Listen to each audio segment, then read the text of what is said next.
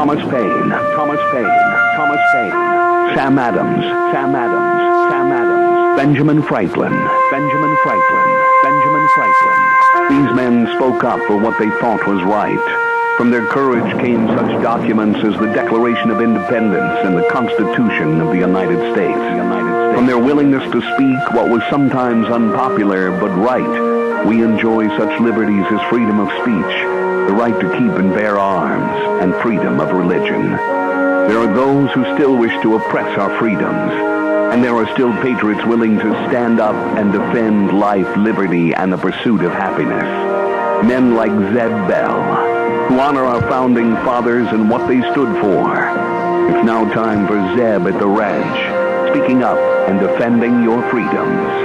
Brought to you by Magic Valley Les Schwab Tire Centers and all of the other great advertisers on the program. And now, Zeb Bell. I learned some things yesterday afternoon. I'll share them with you if you don't mind. Just take a second. An ostrich's eye is bigger than its brain. And a goldfish has a memory span of approximately 3 seconds. And you know what? After I read those facts, I had to stop and think for a minute and then reread them, because honestly, at first I thought they were talking about some of our politicians back in Washington, D.C. Good morning, everybody. Here comes Kate Smith, and God bless America, followed by a patriot with our Pledge of Allegiance. Good morning. Good morning.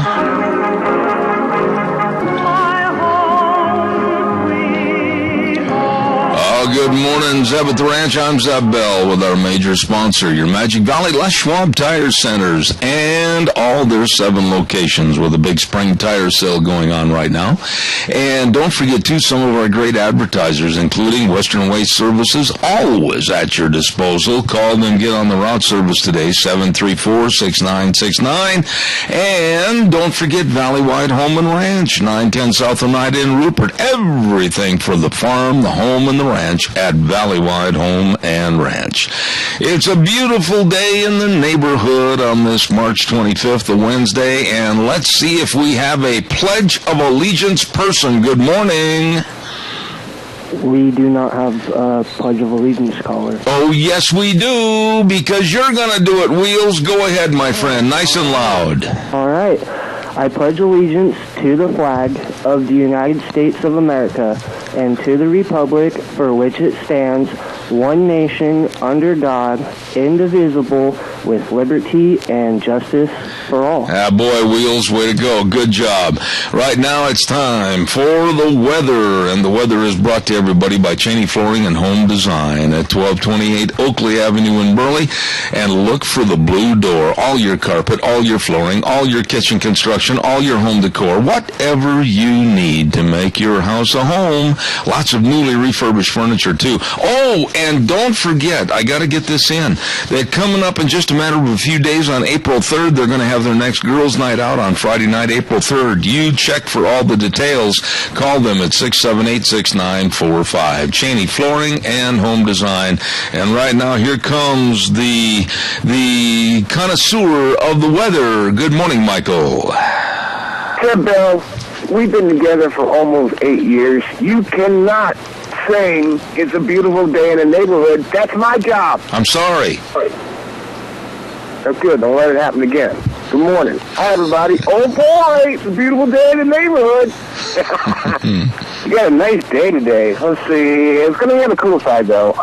You'll hit up to about 73 by the time you get to Saturday, but today is Wednesday. So how are you going to get today? About 57. 58 for tomorrow. You will see some clouds, which you won't see our major storms, which you won't see our windy conditions, which you won't see our red flag warnings. Other than that, another spring day in the Magic Valley and that beautiful day in the neighborhood. Enjoy the weather. See what weather you got. There you go. Michael Rogers Weather at Cheney Flooring and Home Design, our sponsor of the weather, at 1228 Oakley Avenue in Burley. They're open Monday through Friday, 9 to 6, Saturdays 10 to 4. Look for the blue door in Burley.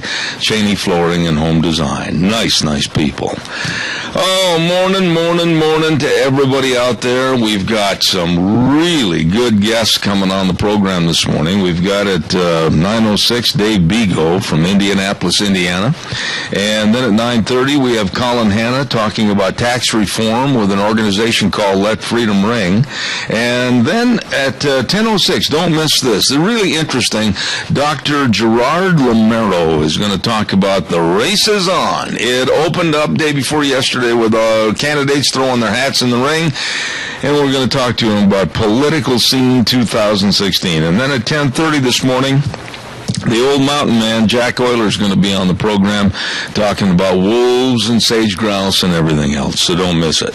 Hey, I want to say that for years and years, when I started this program, Ramsey Heating and Electric was my first sponsor on this show, and they've ridden the horse with me for years and years. Ramsey Heating and Electric, 2600 Overland Avenue in Burley, and they've got light bulbs of all kinds and sizes and wattage, and then they've got all the fluorescent lights and all the ballast and the repair parts. When we get in a jam or something breaks here or we need help with our wiring, yep, that's it. We just call 678-0459, and boy, we are treated with the best of service, and you will be too. They're open 7:30 to 5 Monday through Friday. Ramsey Heating and Electric. You give them a call, and don't forget, they provide warm winters and cool summers. Hey, by the way, here, horsemen, I gotta have you listen to me for a minute. Anybody out there that's in the horse industry, and anybody that has a rodeo card, whether it's for the High School Rodeo Association, Collegiate Rodeo Association, any one of the amateur associations, or the PRCA, if you go into Valley-Wide Home and Ranch at 910 South Oneida and show them your membership card in the horse and tack division, then of course you can get 10% off. Hey! That's a savings. You better get in there today at Valley-Wide Home and Ranch. Remember now, if you've got a membership card to any rodeo association, you get in there, and I believe that's going to be good for the NCHA too, the Cutting Horse Association. 10% off on your tack at Valley-Wide Home and Ranch, okay? And don't forget, they've got all the 4-H supplies and all the feed right now, and 4-Hers get a 10% off discount through the end of all the fair season. Valley-Wide Home and Ranch, 910 South Oneida in Rupert. Sean, Mandy, the whole crew waiting to serve you at Valley-Wide Home and Ranch. All right, give us a call, 436-2244, 1-866-927-4587. I heard a report last night that it shook me up and made me very, very mad, and Frosty Woldridge and I have talked about this on Mondays, and it looks like it's going to come to fruition again. We are going to be deluged with thousands and thousands of illegal children, illegal alien children, being pushed up here like cattle from South America. It's going to be the second wave of what they call, and they get a tear in their eye, and we should get a tear in our eye too because we're the ones paying for it. Second wave of thousands of illegal alien children. And why? Why are we allowing this to happen? Stand up. Okay, if they're coming through Texas, stand up, Mr. Cruz. If they're coming through Texas, stand up, Mr. Perry. If they're coming through Arizona, stand up, John McCain. Stand up, everybody on the border, and say, no, enough is enough. This is ridiculous. And the liberal left, and really I'm opening myself up for criticism here.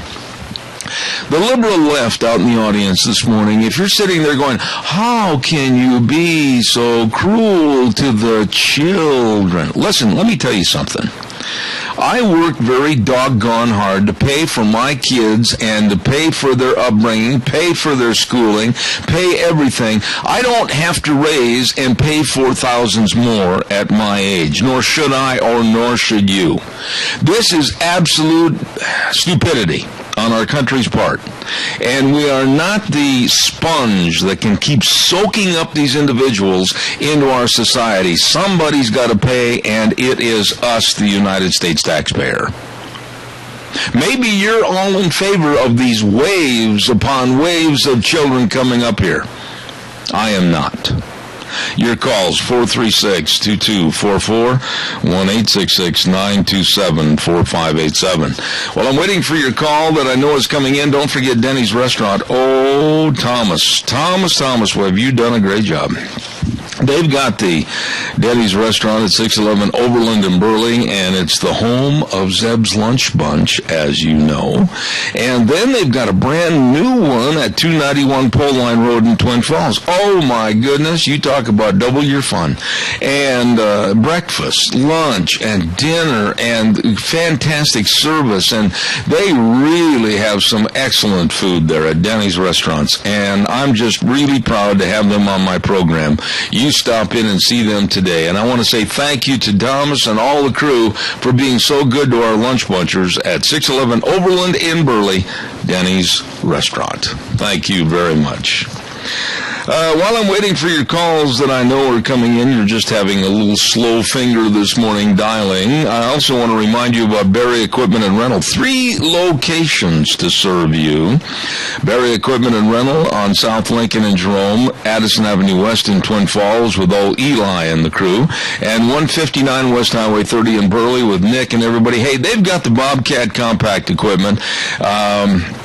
Barry's always has a huge selection of new and used Bobcat skid steers, excavators, and utility vehicles, and they've got absolutely great financing available on approved credit, 0% financing, and you better stop in there because spring is here, and this weekend, I understand, is going to be just absolutely geared for you to be outside, stay outside, get some work done outside, so you get into Barry Equipment and Rental. Jerome, Twin Falls, and 159 West Highway 30 in Burley.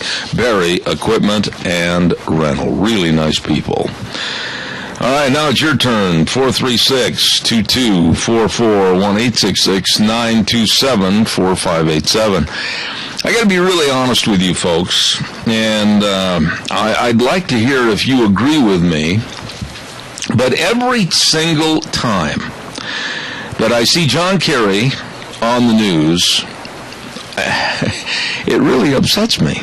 I mean, John Kerry, the memory that I hold of John Kerry goes back into the early 70s. As he came back from Vietnam, a liar and a fraud, and criticized his country and criticized his fellow comrades in arms. And I look at him as being just another very flimsy version of Jane Fonda.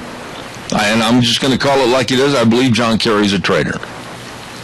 My buddies, my friends from high school and also some of my college buddies went to Vietnam and served, and many died over there. Many came home in a box. And for John Kerry to go in front of that Senate hearing 40 years ago and run America down and run our soldiers down and everything, I have no use for the man. None. Nada. And don't you dare tell me that I have to respect him because he's Secretary of State. That is the rub right there. This man, this absolute pathetic human being, in my opinion, went from a zero to a hero with his own recognition as he became Secretary of State, and he, this traitor, is negotiating nuclear arms deals with Iran? Go figure. What are your thoughts about that? Give me a call at 436-2244, 1-866-927-4587. Oh, my. Hey, by the way, I want to also say while I'm waiting, come on, everybody, get up off the couch. Give me a call, 436-2244, 1-866-927-4587. Ramsey Heating and Electric, we talked about them a minute ago. Well, don't forget, they also are offering rebates on qualified Lennox home comfort systems. Whether it's a gas furnace, air conditioner, or heat pump, you and your family will enjoy the comfort. Call them at 678-0459 and learn how Ramsey Heating and Electric can save you money. Ramsey's and Lennox, where they provide warm winters and cool summers. Hey, Wheels, are you right there by your microphone for a second? I need you to turn it on. I got to give you a little message here, okay? Yeah. All right, now here's what I want you to do. I want you to just play a little music for about 30 seconds and turn off my phone line. I'm going to recall. I've got a bad line and I'm having a lot of static on it. So I'm going to call you right back on that phone line and then we'll go right back on the air. Can you just plug some music in real quick? Actually... Well, I know you can, but go ahead and give me the call first. I'll take the call first, all right? Go ahead. Okay, I will. All right. All right, caller, good morning. You're on the air. Good morning, Wheels. Yeah, good morning, caller. What can I do for you?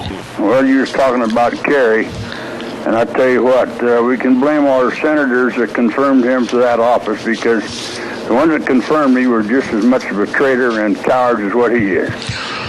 I said it. Do you share the same opinion I have of this man, that no way in the world should he, A, have become a senator, B, and then eventually become a presidential candidate, and now Secretary of State? I mean, his guys that worked with him, served with him, they have no respect for him. When he throws his medals away, he has no business being any part of the United States government or military. Did you hear what he said yesterday about Senator Tom Cotton from Arkansas? Yep. That's what I mean. He's a disgrace to the office, and they should bring him back and rethink when they start confirming some of these people are putting in office. I agree. I totally agree. Al, it's good to hear from you this morning. Thank you, sir. Yeah, same to you. Have a good one. God bless. Thank you. Bye. Wheels, we'll wait till the 9 o'clock hour, and then we'll reestablish the phone call. I'll call you back at 9 o'clock. Anyway, calls are welcome. 436-2244, 1-866-927-4587. I want to remind you, too, real quick, about Streamline Precision. Oh, my goodness, am I proud of these people. They are really, really good folks. Zane Gillette and Tim Vaughn, the whole crew at Streamline Precision, 120 South, 100 West of Burley. And they're waiting to serve you with estimates on anything you need built on your property. And right now, boy, they are providing construction, excavation, and fabrication services. They can put those grain bins up for on-the-farm storage, and they're authorized dealers in Sioux Cub, Chief, Balin, Nucor buildings, and do all the trenching for your pipelines and get all your concrete work done for your mangers and feed alleys. Woo! And they're currently building the new Funk Dairy in Murtaugh. I mean, they're busy, and that's who you want working for you, people that know what they're doing. Absolutely. Streamline Precision, 120 South, 100 West of Burley. You call for your estimates at 431-7314. Once again, 431-7314, or go online at streamlineprecision.com. The pros building for you, Streamline Precision. All right, give us a call, 436-2244, 1-866-927-4587. The plane crash yesterday that was en route from Spain to Germany and crashed in the lower portions of the Alps. Oh, my goodness, what a terrible, terrible crash. Literally, the plane and all the refuse scattered and just minute pieces, millions of pieces. It was just I guess they hit the ground at approximately 500 miles an hour. And there are so many questions that I believe up until airtime this morning on this program have not been answered yet. And one of the big questions is, why? Why was the plane in descent for over 8 minutes? And some people have said it was coming down for almost 18 minutes. And why was there no Mayday? What happened on that plane? What happened in the cockpit that there was no navigational correction? What happened that they didn't know that they were in descent? Unbelievable, and such a tragic plane crash. 144 plus 6 crew members, 150 people. Just absolutely horrendous. And our prayers and thoughts go out to the families. And I was reading an article, too, that coincides with this terrible tragedy, that air travel this year and for the past few years, far, far less safe than what it has been. Once again, far, far less safe to fly than what it has been. All right, give us a call, 436-2244, 1-866-927-4587. Give me a jingle on the landline.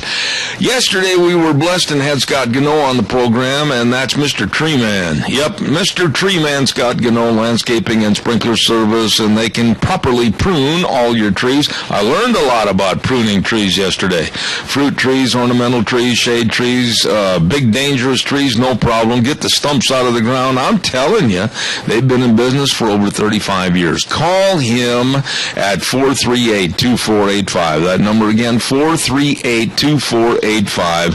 Scott Gano, Landscaping and Sprinkler Service. And by the way, when I say sprinklers, it's going to be time for the water pretty soon. Give him a call for that too. Gano, Landscaping and Sprinkler Service.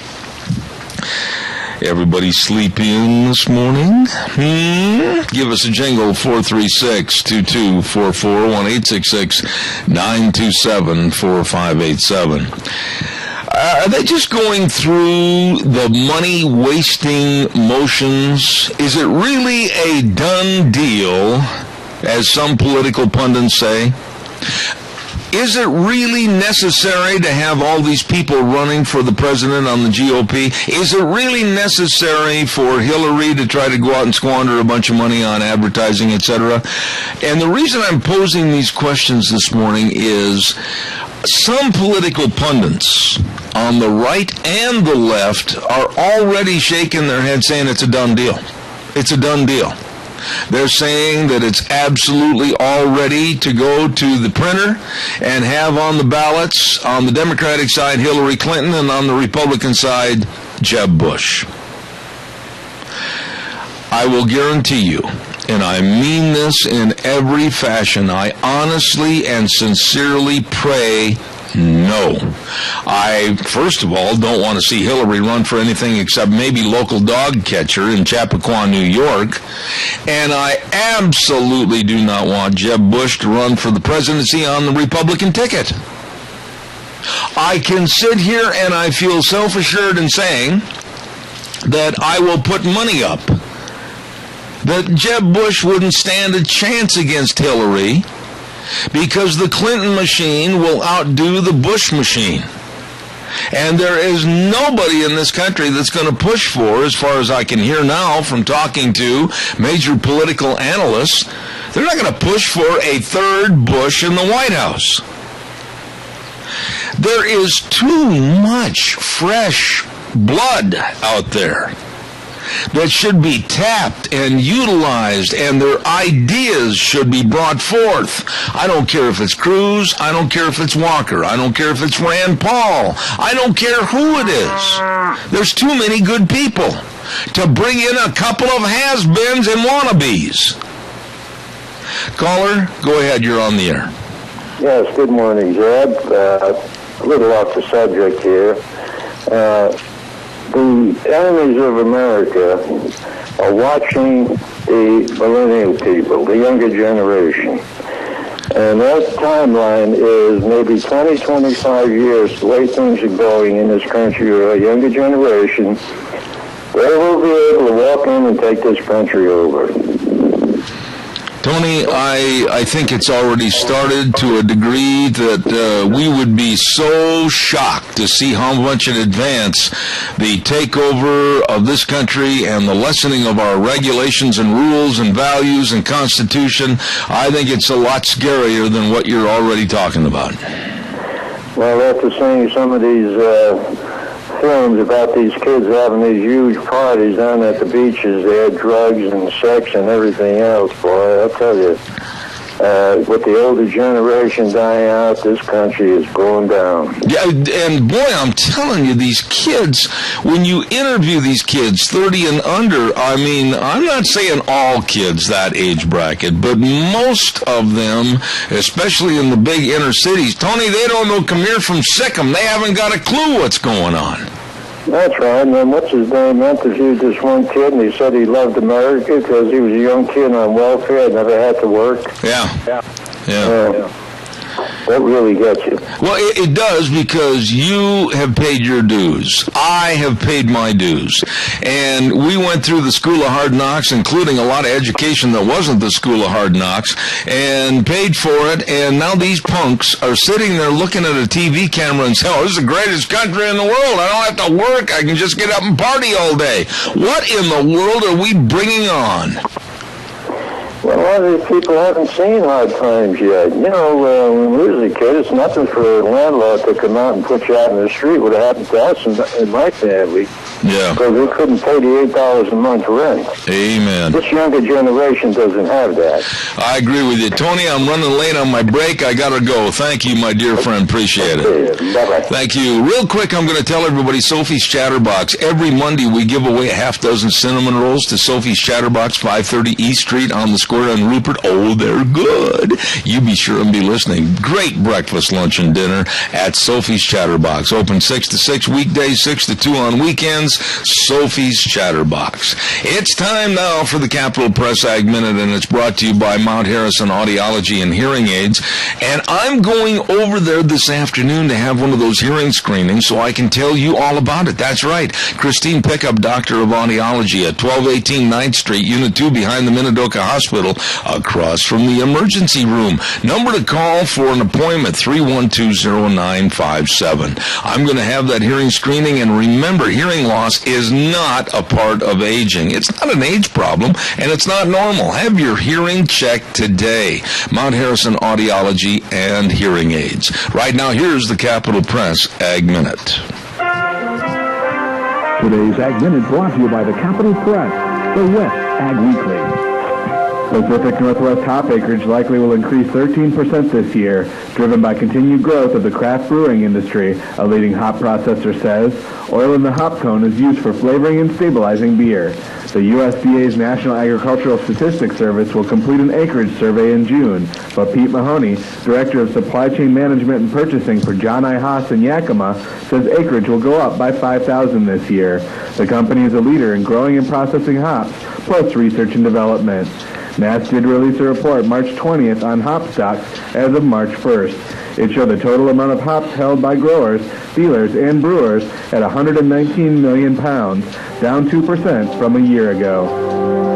For more agriculture news and information, turn to the West Ag Weekly, the Capital Press, and capitalpress.com. All right, thank you very much. Brought to you by Mount Harrison Audiology. Absolutely protect your hearing, and if you need a hearing screening and possibly hearing aids, don't forget, contact Christine Pickup, Doctor of Audiology at Mount Harrison Audiology. Number to call, 312-0957.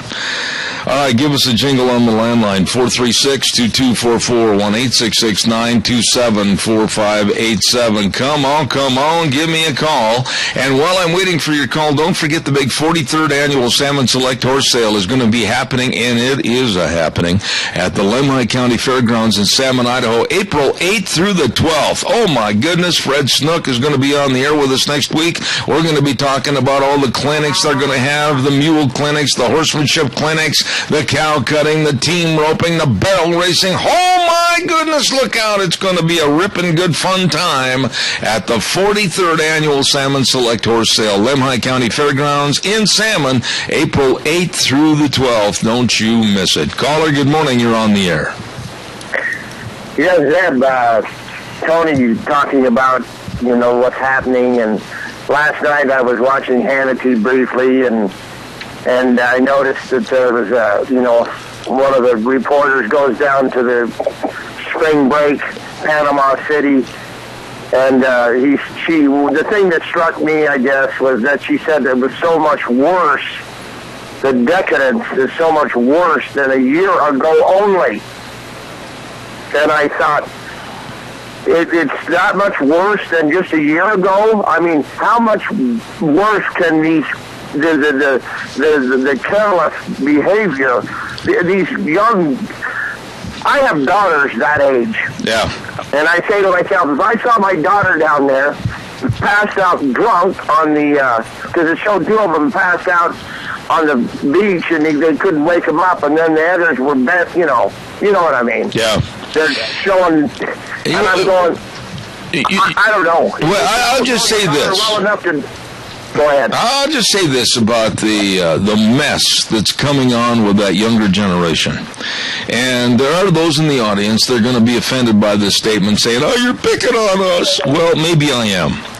There are a lot of good, and you know this to be true, Randy, a lot of good people that are younger people, 30 and under. I mean, we look at some of the ag people in the FFA. We look at some of the young people involved in community projects. We look at some of the young people involved in some of the young voters movements across our country and right here in our state. There's a lot of good. But the caveat is when you start seeing the bad, it is really getting bad. These kids don't care. These kids don't have any association with talent and success and the future. They don't care about how they treat people. They don't care about how they treat themselves. And I am really concerned for the 30 and under crowd taking over this country because they're a bunch of deadbeats. Well, one thing I noticed on CNN, they've been running this thing about atheists. So I was just watching it briefly. I didn't stay with it. And, it's kind of I don't know. But they talked about how the millennials, the young children, the young people, are falling away from Christianity. And he said, why? And he goes, the explanation was to why it wasn't a good one. But you see, the parents obviously know what their children are doing. They don't raise them in any kind of principled, environment. I guess we just... it's like Abraham Lincoln said, the only way you're going to take down this republic is by decay from inside.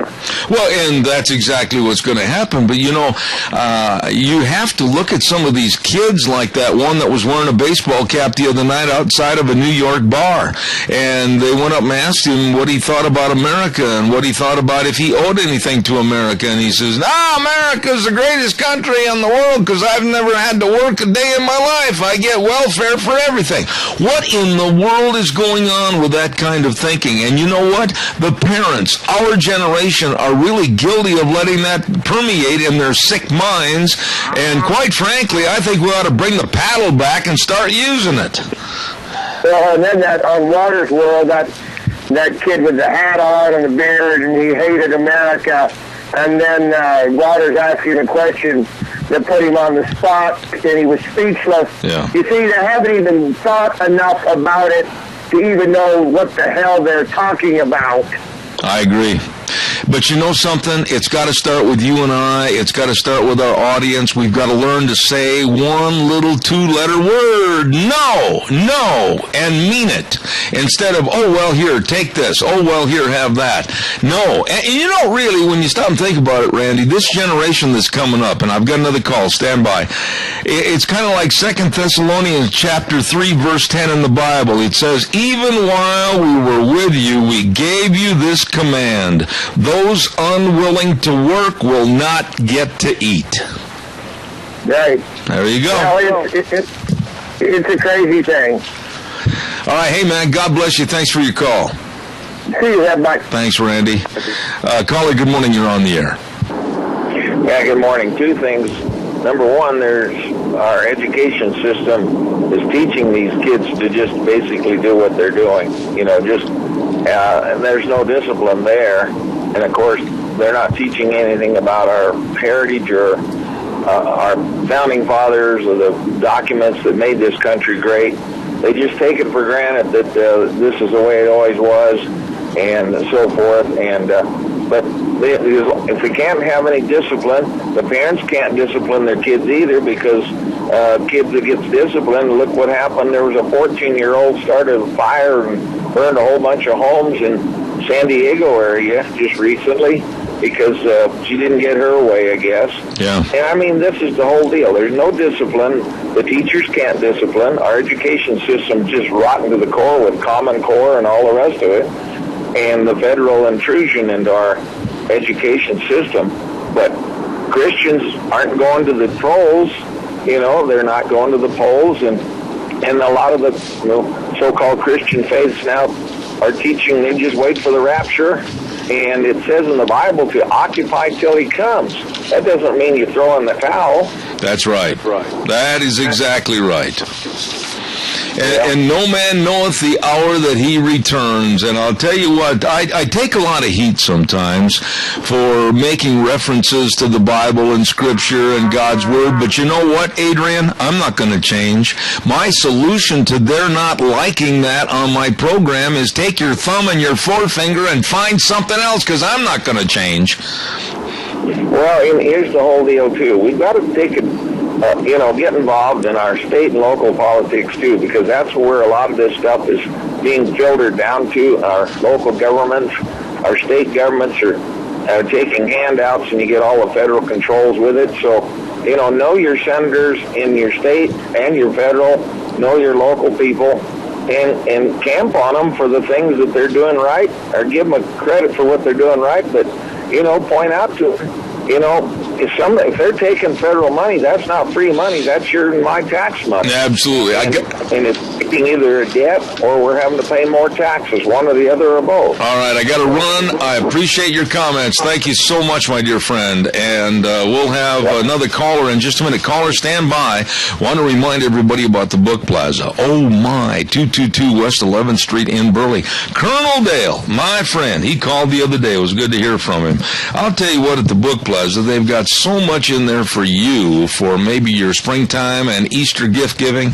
They've got all the Precious Moments figurines and all your books. They've got 3 floors of books, and they've got all the greeting cards and crafts and art supplies.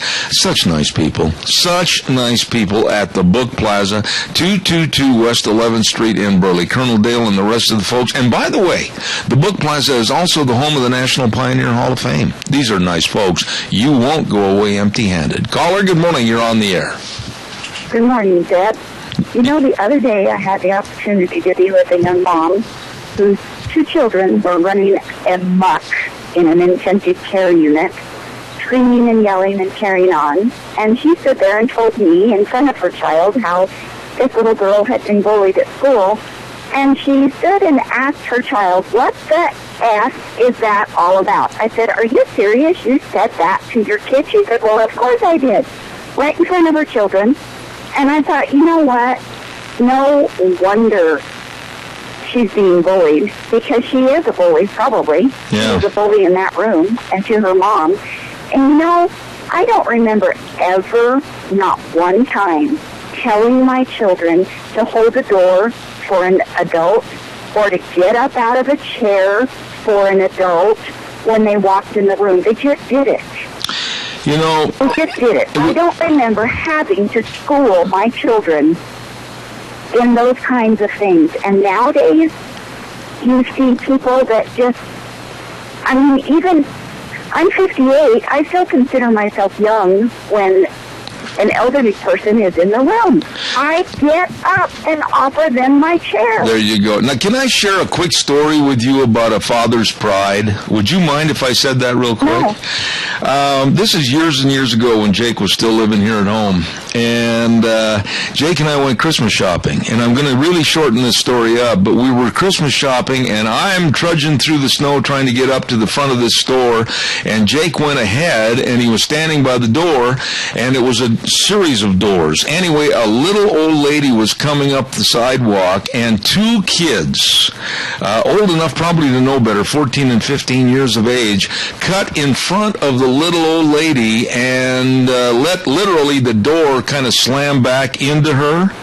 And I was so proud because my son went after both those kids, got them by the back of the neck, and literally pushed him right in through the door and said, you stand here and hold the door for that lady. Wow. And those two kids looked at my son, and they knew that the wrath of God was going to come down on top of them if they didn't hold that door.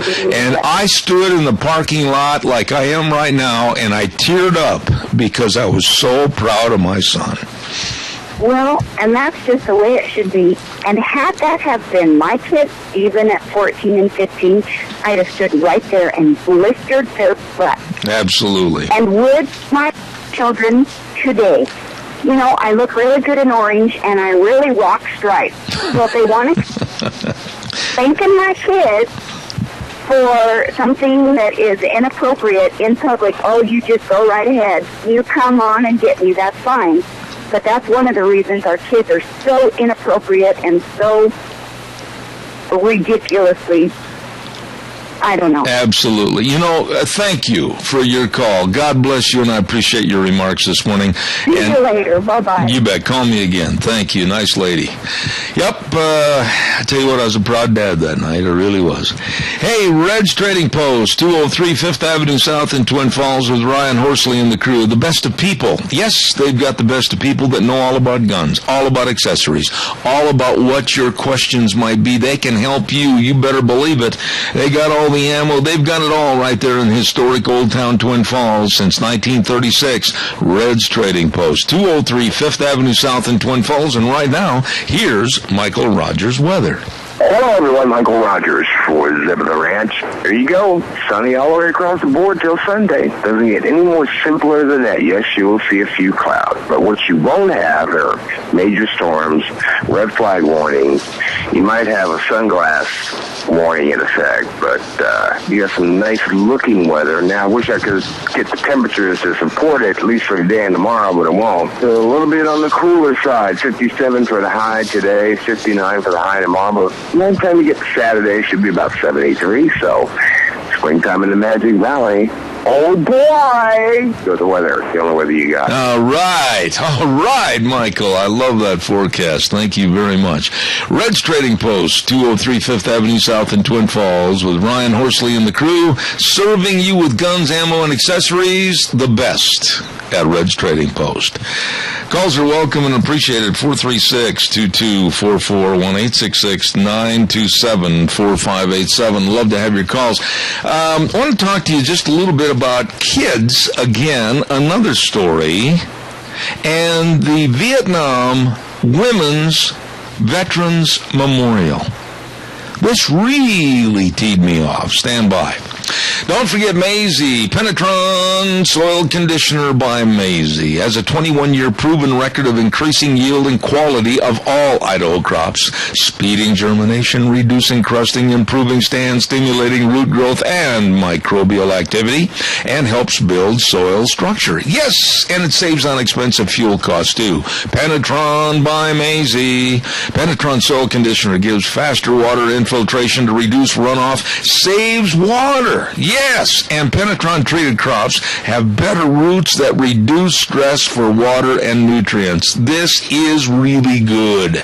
Increase your crop's performance with a proven soil conditioner, Penetron by Maisie. Get the original, not the cheap imitations. Contact your crop advisor today to obtain Penetron soil conditioner, and you can also call our dear friend Dr. Adrian Arp at 734-2255 for additional information. There you go.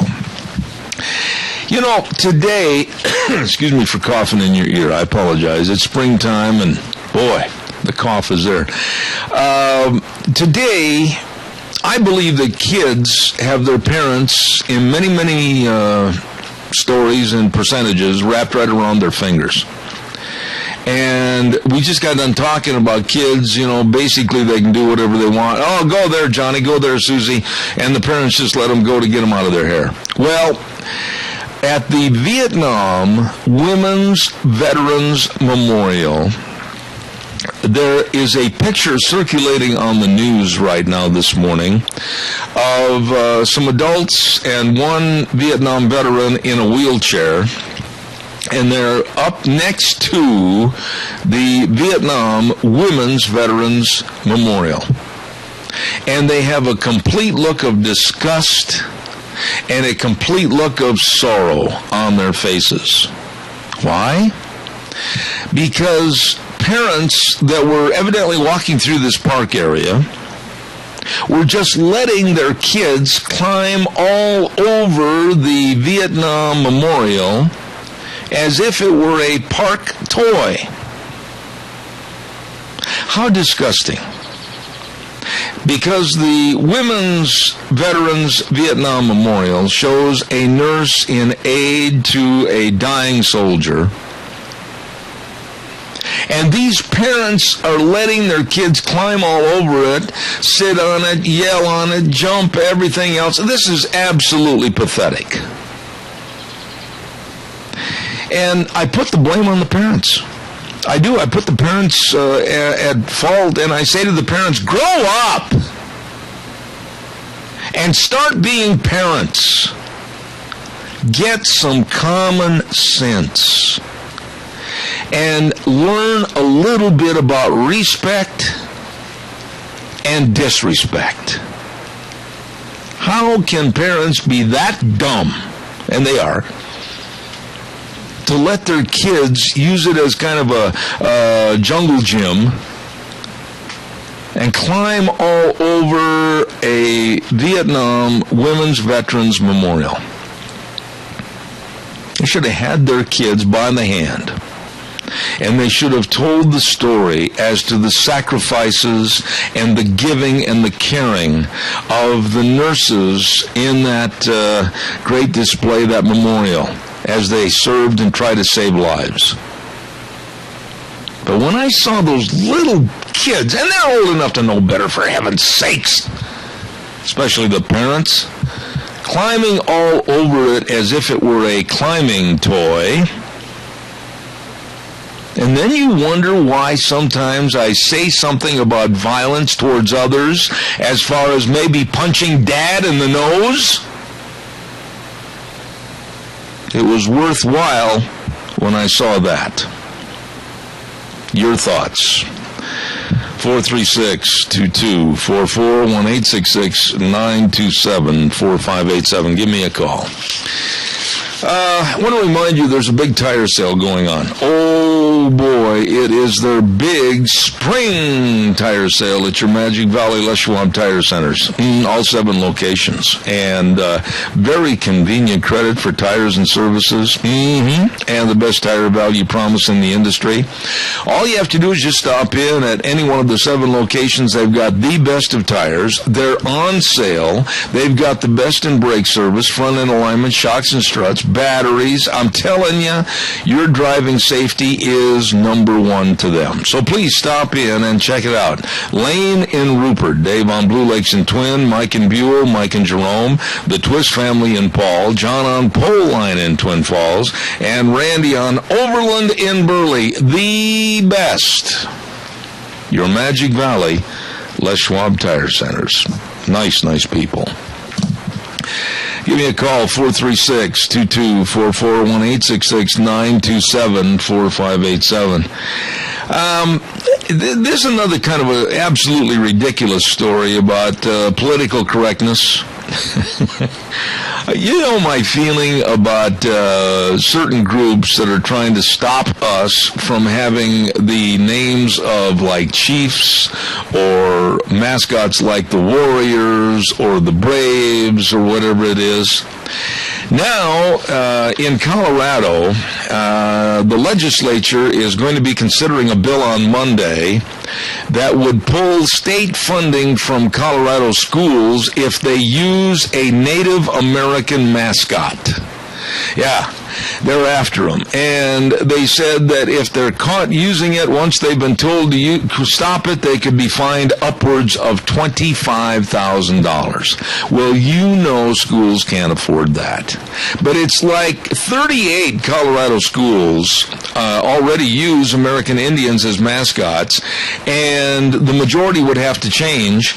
And why? They're doing it out of respect. They're doing it out of pride. And I am so sick and tired of these people saying, well, they're the Native Americans. Wait a minute, I'm not buying into this. I was born here, and I'm a Native American. You were born here, and you're a Native American. Let's not start playing class warfare here, okay? And by the way, I've never known one school, including my high school back in Wisconsin, that ever named any mascot to be made fun of. It was always a matter of pride.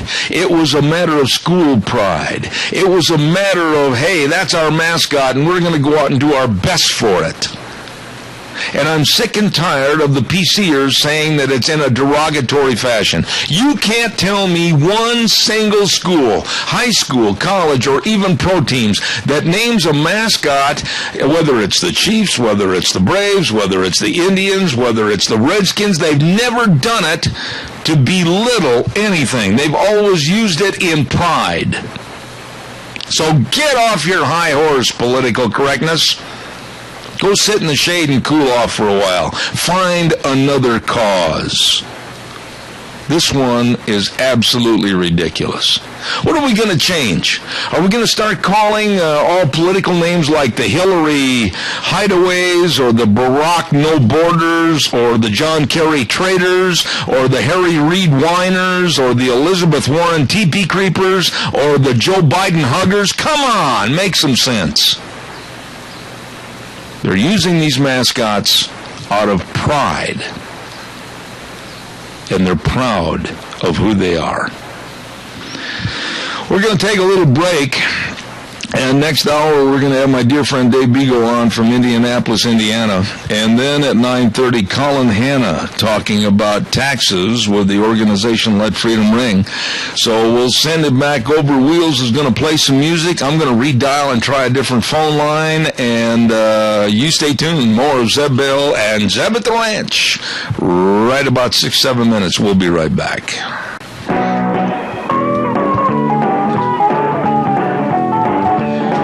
Oh boy, here we go. Hour number 2. Zeb Bell, Zeb at the Ranch, with our major sponsor, your Magic Valley Les Schwab Tire Centers, all 7 locations, with a big spring tire sale going on right now, along with some of our great advertisers, including Valleywide Home and Ranch, 910 South Oneida in Rupert. Oh, they've got it all. They've got it all for you. Everything for the farm, the home, and the ranch at Valleywide Home and Ranch. And our friends at Western Waste Services.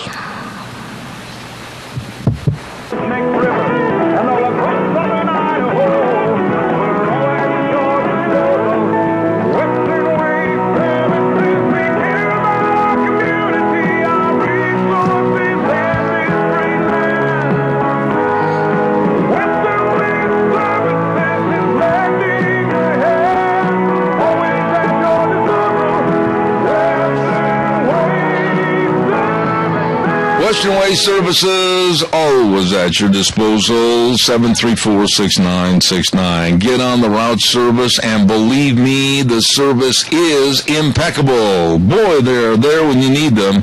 And I'll tell you what, locally owned and operated with all the dumpsters and the porta potties and, of course, being on that route service, get rid of your garbage. Kelly and the crew are the best at Western Waste Services, always at your disposal. Call them today, 734-6969. Before we get our dear friend Dave Beagle on the line, I want to remind you, too, about Hanson Mortuary, 710 6th Street in Rupert, with Joel Heward, the manager, and what a nice man. I mean, he really cares. And his family and his staff, always with very flexible hours so they can serve you. And they can travel to rural towns and churches to help you with the arrangements. You don't have to always run into them. They will be there to help you. And always upholding the highest ethical standards with unquestioned integrity. They are the best.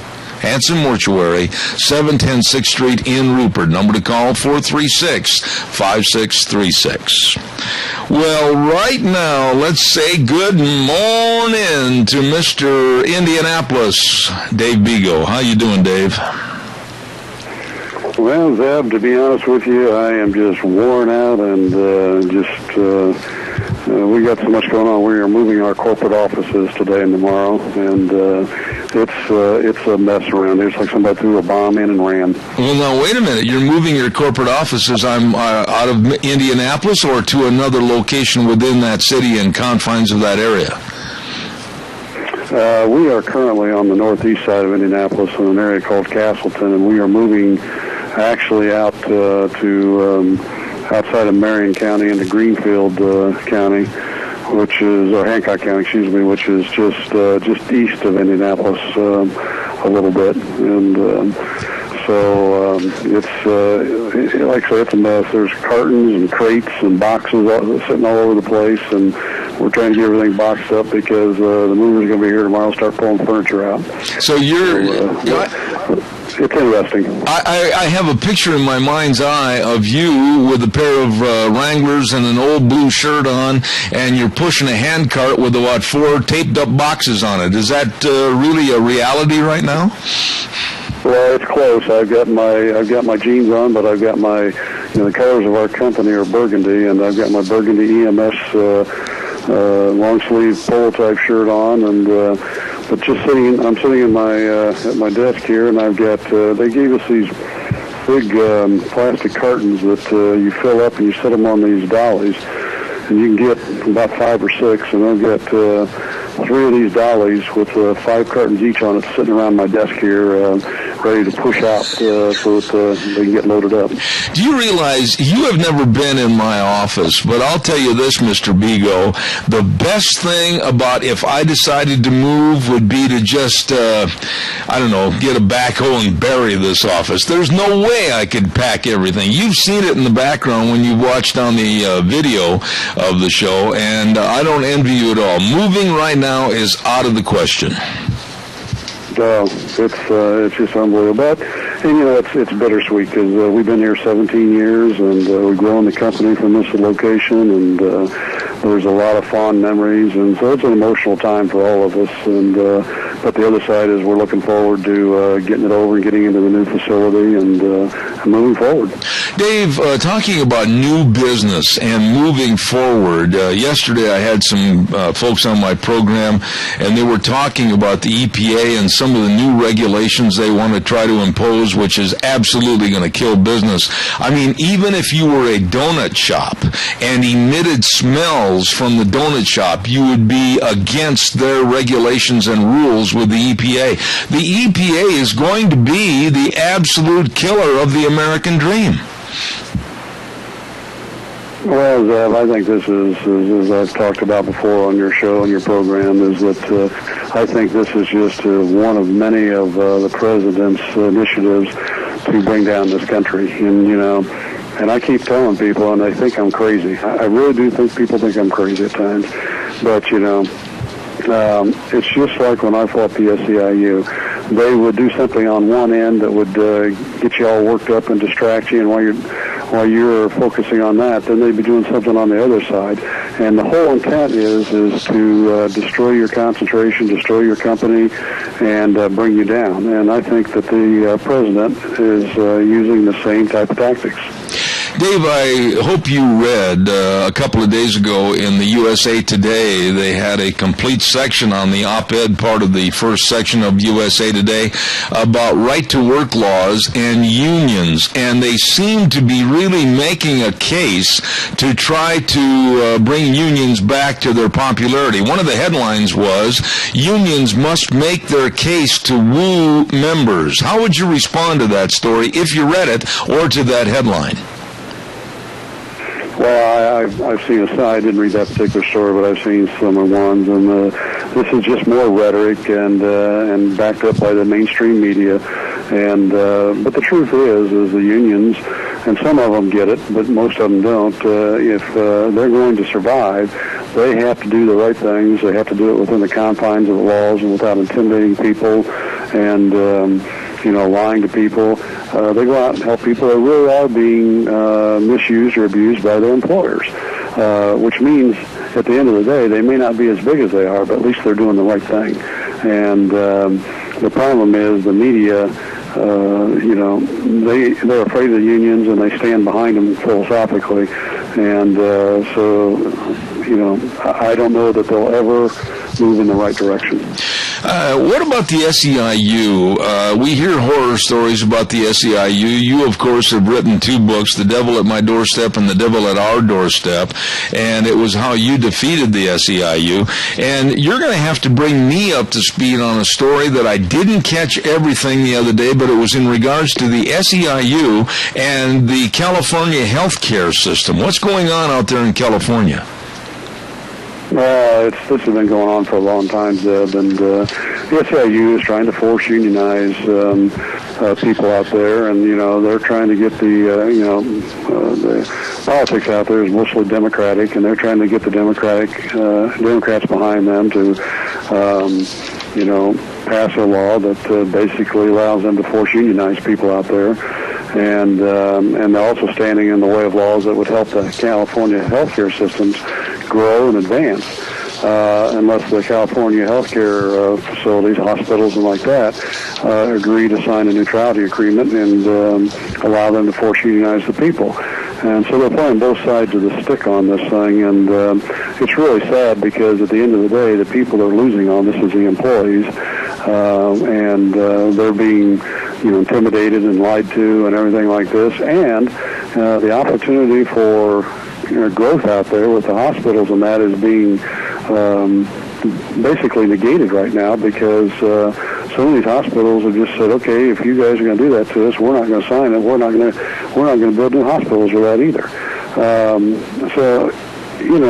Here you have a union that cares only about themselves, about lining their own pockets and their political agenda, and not about the welfare of the state and the employees and business in that state.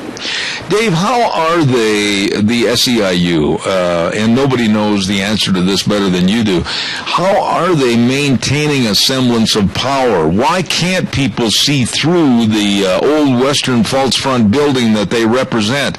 And why aren't people just basically scoffing at them and trying to run them out of business? How come they still accept some of their motives in our society? Zeb, it all comes back to intimidation, and that a lot of people, it's like when I fought the SEIU here in the Midwest, from St. Louis to Pittsburgh, and they wanted everybody to sign a neutrality agreement, and they did, except me, all the major companies. They did it because they didn't want to they didn't want to face the intimidation tactics, the rhetoric. They didn't want to have to put up with the stuff that the SEIU put in the paper. They give the news to put in the paper.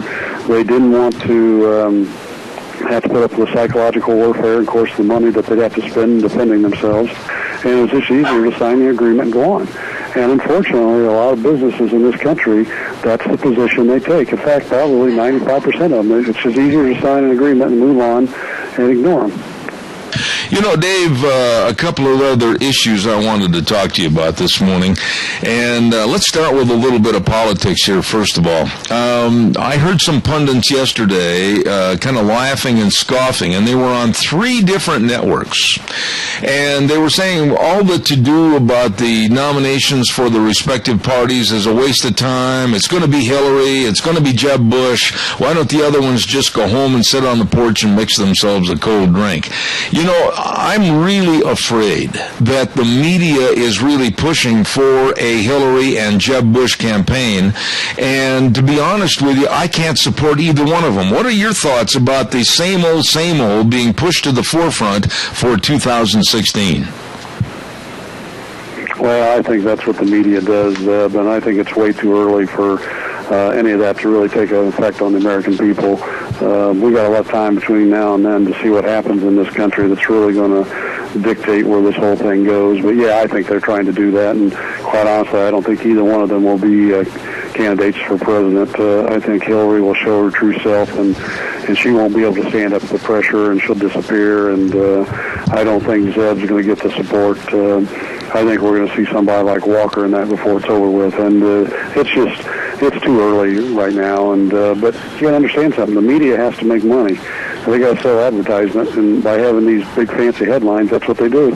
What about Ted Cruz? I mean, the man came out yesterday and said that he is going to run as the most conservative for 2016. And, you know, when you listen to him and his values as to what he stands for, quite frankly, that's what I stand for. And, quite frankly, some of the things he stands against, that's what I stand against.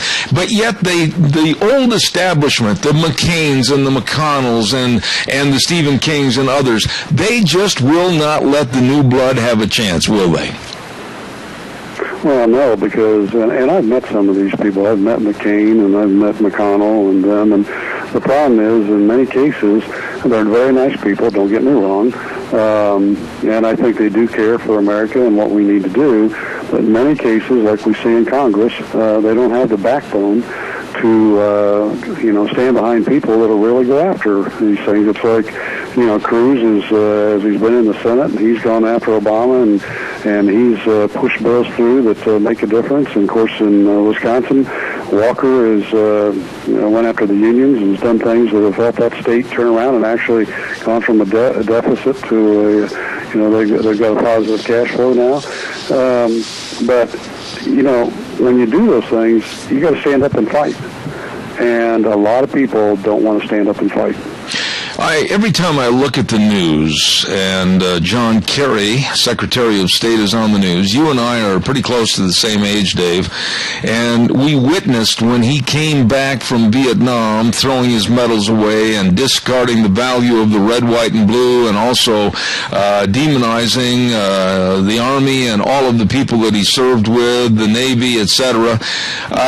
John Kerry, now Secretary of State, and now John Kerry, the chief kingpin in trying to make a negotiated nuclear deal with Iran. What are your thoughts about this man and what's happening right now with Iran?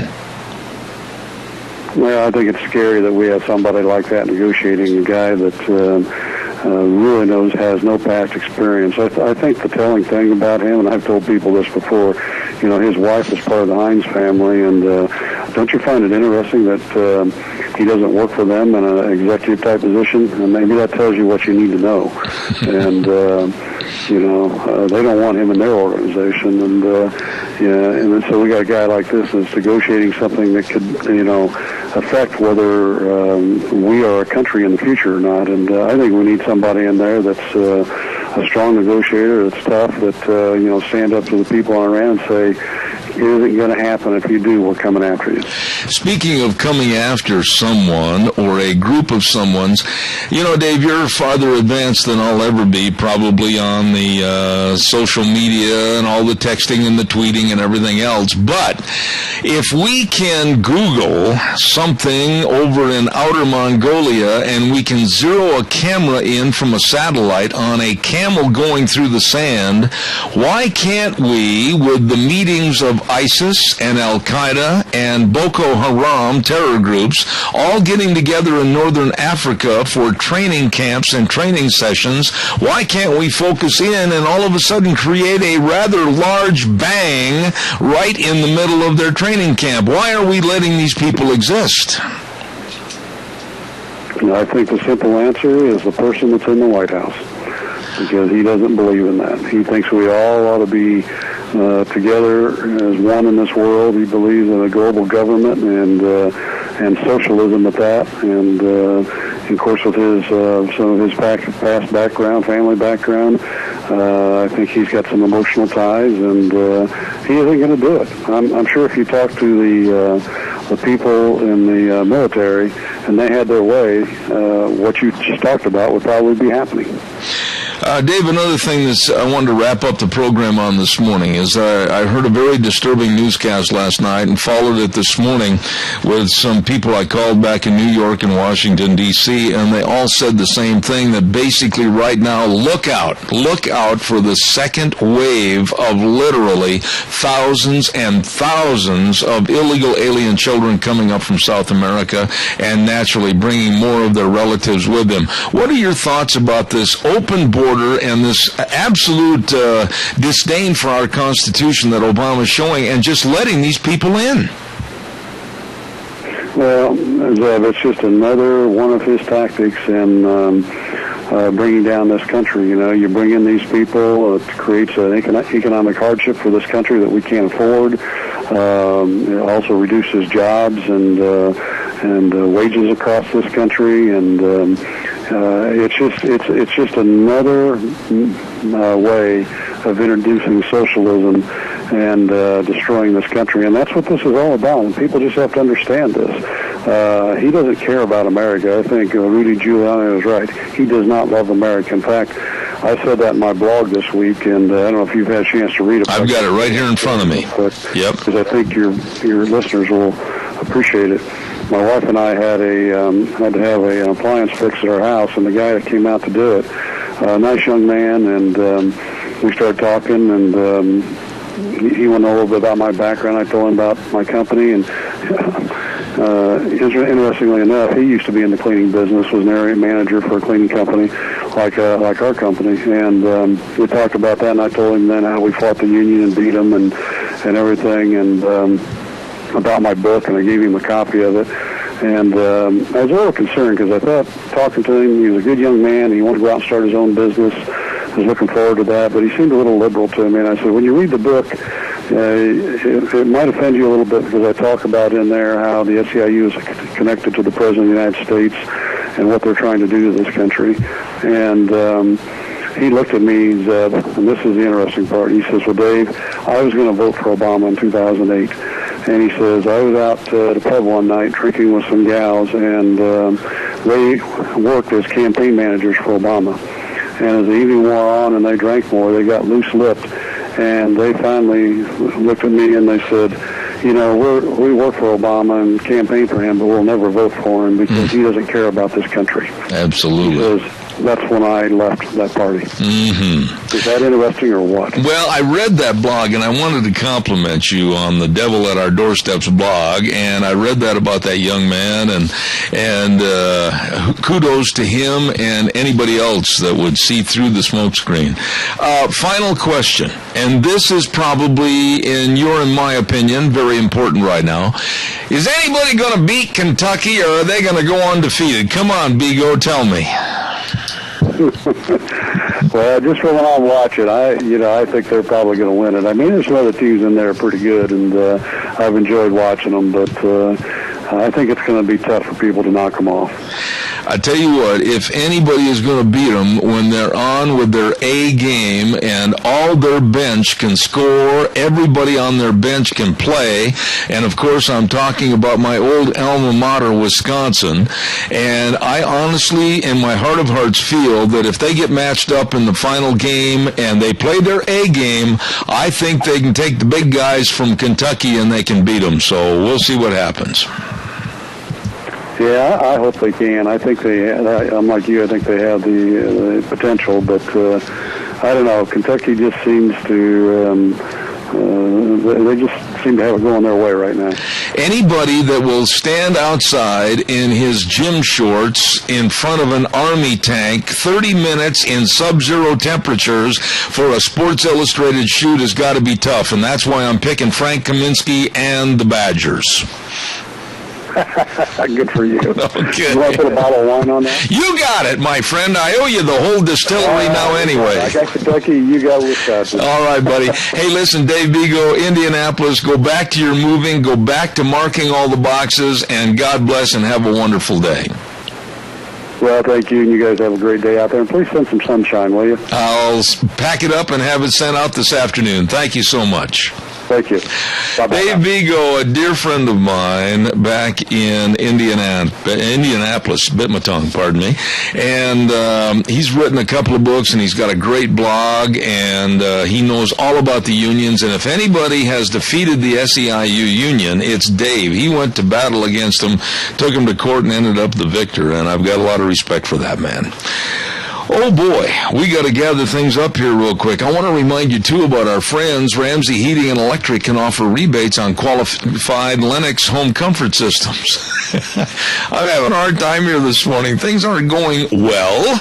Well, it's whether it's a gas furnace, an air conditioner, or a heat pump, you and your family will always enjoy the comfort. As a Lennox independent dealer for over 50 years, they know the climate, they know the equipment, and they've done the shopping for you. Ramsey Heating and Electric and Lennox. They can save you money. Call them 678-0459. Oh my, and by the way too, I want to say that with the weather this weekend, wow, it's time to get outdoors. It's time to start up a four-wheeler and go, get your motor running. My goodness, it's going to be nice. Well, if you haven't been over to Let's Ride, 270 Highway 24 between Rupert and Hayburn, make it a stop today. Check on the Can-Am ATV side-by-sides. They've got rebates back for this year, 2015. They've got all the ATVs. We'll open up that showroom door and just step inside and go, holy buckets! They've got ATVs all over the place. And all the accessories. What are you waiting for? Get in there today. It's going to be a fantastic weekend. Oh, and by the way, if you haven't had your ATV service yet, they got a great service department too. Let's Ride. Highway 24 between Rupert and Hayburn, and the number to call, 436-4771. Let's Ride, where the fun is sold. It is a fun place. Nice people, too. Oh, and by the way, when you're thinking about insurance, and you should, to make sure that you're protected, you should think about Cameron and Siemens Insurance. When you think about health insurance, and you should, think about Cameron and Siemens Insurance. Retirement planning, employee benefits. I'm telling you what, Cameron and Siemens Insurance, Dean and Todd, very responsive to your needs, and they are devoted to serving you. All right? Give them a call. Make an appointment, 436-4424. 436-4424. Cameron and Siemens Insurance. You get a hold of them today. Let's go to the phone lines right now, and we have with us, I do not believe this person has been on my program before, but I'm looking forward to the conversation, and we have with us Colin Hanna, and we're going to be talking about taxes. Good morning, Colin. How are you? Sir, he has not called or answered his phone yet. Keep trying, Wheels. We've got to have him on there. Keep trying. And we'll also, on this end, we will try to raise him with an email, and hopefully we can catch him. He was scheduled for 9:30 this morning, 11:30 back east, and keep plugging that phone number in if you would, please. Will do. All right, buddy. I also sent him voicemail, so hopefully he gets that too. Okay, good. And I'll have Deanne on this end. Keep trying to get a hold of him, and we'll find out why he is not where he should be. In the interim, we're going to invite people to just give us a call, 436-2244, 1-866-927-4587. Give me a call. We'll talk about anything you want to talk about for this morning until we get our guest on the phone. And I'd like to hear what your thoughts are about any subject. It's kind of a you pick, you complain, you drag it out on the middle of the floor, and we'll hash it out and stomp on it a little bit. So give me a call, 436-2244, 1-866-927-4587. We'll just kind of hammer and pick at whatever you want to talk about, whether it's politics or whether it's the environment or whatever it is. Just give me a jingle real quick, and we'll discuss it. And by the way, I want to say that Deanne found this the other day, the 2015 Minnecasia Reader's Choice Awards. And many of these are clients of ours on this radio program. And God's blessings. Best tire shop, no question about it, your Magic Valley Les Schwab Tire Centers. Did you find him, Deanne? No, you're still looking for him. And I want to say congratulations to them and many other people. And one of the top physical therapists boss is over at Burley Physical Therapy and Rehabilitation, Jeff Jensen. Congratulations to him. As a matter of fact, I'm going to be seeing him at 1 o'clock this afternoon as I jump in the pool and get on the treadmill. So there you go. Some really nice people. Doc's Pizza, and then we had, of course, Smith's Food King, and Steve-O's with the best fries. My goodness, a lot of our clients made absolutely the best. And the best landscaping and nursery goes to Vicky's Country Gardens. And I just want to say to Vicky, she's going to be starting up on our program next week, and how appropriate that she wins an award and she's going to be on the program. So very, very well done. All right, give us a call, 436. Come on, let's pick a subject. It's pick a subject time. In other words, it's a good way to bail me out. Caller, good morning. You're on the air. Good morning, Deb. You know, I was going to ask you a question about, have you heard anything about the ammo ban that's supposed to be happening? They stopped the one with the 5.56 or 223 round, but I've heard rumors that they're trying to start up another one under the guise of the same guys that Bill Clinton tried to use when he was in office. Have you heard anything about that? Yes, I have. I've heard a little bit about it, and I've been in contact with some of the people back east, and there are some real fears. And as we're talking, I'm trying to go through my list right here, my pile of papers, and here I've got it right here.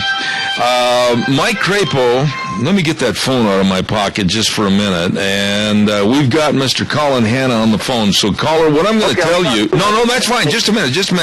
That the Department of Justice with Operation Choke Point, there's a lot of investigatory type lookings at them right now because they have been trying to shut down businesses in the gun and ammunition business through the DOJ, and thank goodness we have Senator Mike Crapo right on top of this, and I'll tell you a little bit more about it tomorrow in the first hour. Okay, Riley? Oh, I'll be listening. Thank you. Okay, buddy. Thank you very much. You're welcome. We have the man. Deanne, let me have that sheet back, if you would, please. And we have our gentleman ready to go on our show for this morning, and that's Mr. Colin Hanna. So let's say good morning to him, sir. How are you? Terrific, Deb. How are you? Well, I thought for a minute we were not going to have you on the program. I was starting to sweat bullets over here in Idaho. Thank you for taking our call. I don't know exactly what happened. Apparently the phone call went straight to voicemail, even though I was sitting here waiting for your call. So it must have been a weak signal. Sorry about that. No, that's fine. Sir, you have become already an idol to me because you're pushing for a tax reform in this country and get rid of this absolutely ridiculous tax code and try to simplify things. In a nutshell, tell me what your thoughts are about taxes and the change that we need in this country. Well, let me begin. Thank you, Deb. Let me begin by a couple of fairly obvious assumptions. The first assumption is that you don't like the IRS. The second assumption is that you think that the IRS has too much power and is an intrusive agency. The third is that the tax code is too complicated. The fourth is that it's inefficient. And the fifth is that it's unfair. So let's assume that all of those five assumptions are valid. Am I on the right track? I would say that you just have got my vote for president. All right. So here's the point. Everyone else who approaches tax reform approaches it from a standpoint of acknowledging all of those 5 points, and yet they immediately construct what they think is their ideal replacement, and they lose half their audience. If they propose some variation of the flat tax, then they lose the fair taxers. If they do the opposite, then they lose the flat taxers. And what I propose to do is to unite all of the people who believe that we need to replace and reform our tax code by first agreeing that we should sunset the current code at a date certain, far enough into the future that it's not going to create uncertainty in the financial market, and close enough to the present that it's going to create a genuine sense of urgency that prompts action. So we propose sunset the tax code, and we have a website, sunsetthetaxcode.com, and we believe that we can get all of those people who are opposed to the current system to at least unite on sunsetting the current code, and then that creates a sense of urgency which is otherwise missing, to come up with a replacement prior to the sunset date. All right. Now, Colin, you know as well as I do, and by the way, I want to say this up front. You have forgotten probably more about taxes than I'll ever know. But how do we get this started? We hear politicians come out and agree with you. We hear politicians give lip service on TV interviews and everything, but then they go like a bunch of cats and they run helter-skelter, and nobody forms a coalition and nobody gets anything done. How are we going to force their hand on this? And that's the point. We break it down into 2 steps. I don't personally take a position in favor of an income-based tax like a flat tax or a consumption-based tax like a fair tax. I simply focus public attention on how bad the current system is and the recognition that it is so complicated, 73,952 pages long in one form, that nobody can understand it. So if you want to be serious about tax reform, step 1 is to end the current system, not try to tinker with it. And then step 2 is to begin the debate, begin the public debate for its replacement. And there are a couple of great ideas out there. Most of the people that I know that are flat taxers would accept a fair tax. Most of the fair taxers would accept a flat tax, either one being better than the current system. So we're trying to unite all the people who don't like the current code in favor of sunsetting first, break it down into 2 steps. Once you have that in place, then you've got a sense of urgency which is otherwise missing to replace it. All right. Now, that make sense to you? Yeah, it does. I mean, I love the idea, but, here's the problem the way I see it. We need a quarterback. We need somebody to call the plays in the huddle. We need somebody to step up to the line and look across at the defense and see if they're going to blitz. We need somebody that's going to carry the ball. What's happening there? Okay, so where does that somebody have to be? Under our system, it has to be in the House Ways and Means Committee, right? That's the tax writing committee. Obviously, a tax bill has to begin in the House, not the Senate. So you need somebody in the House Ways and Means Committee. And last night, the vice chairman of that committee, Kevin Brady from Texas, told me he will be the champion for the bill that was actually written by Congressman Bob Goodlatte from Virginia, who is the chair of the House Judiciary Committee. So he's got a bill proposing sunsetting pretty much along the lines that we've outlined, that we're in favor of, and Kevin Brady is going to be Congressman Brady is going to be leading the charge. He's going to be the quarterback at House Ways and Means. So the team is now together, or at least if we want to use an NFL analogy, we've got the stars have been drafted. We have to fill in the line in the backfield a little bit. All right, now let me ask you this question. Once you get a team that's ready to start marching down the field and all of a sudden the quarterback gets blitzed and knocked on his keister and they kind of lose their momentum, people start to drop out of the initial charge. Do you think that we've got enough power going forward right now that we can look at Obama, we can look at this administration and say, look out, here we come, get out of the way? Yes, for a couple of reasons. First of all, we just did a poll that I haven't even released yet. Yours will be the first poll on which I've given the number, but we've got 69% approval for this concept. So you may remember what Newt Gingrich used to say about a so-called 70% issue. That is where 70% of the people support that given viewpoint. He said, what do you do with the 70% issue? You stand next to it and smile. That's point number 1. Point number 2 is that if you begin the debate on sunsetting the tax code rather than letting it get sidetracked onto 1 or 2 different type of replacements, then you force the other side to take the position, in effect, in defense of the tax code. And think of what an absurd debating position that is. One person stands up in Congress and says, I think we should sunset the tax code. And then his opponent stands up and says, oh, no, I think the one we've got is just fine. How would you like to have that debating position? I think it completely changes the political calculus. I do, too. Now, there is a fly in the milk, though. There's a fly in the milk, Colin, and that's the IRS itself.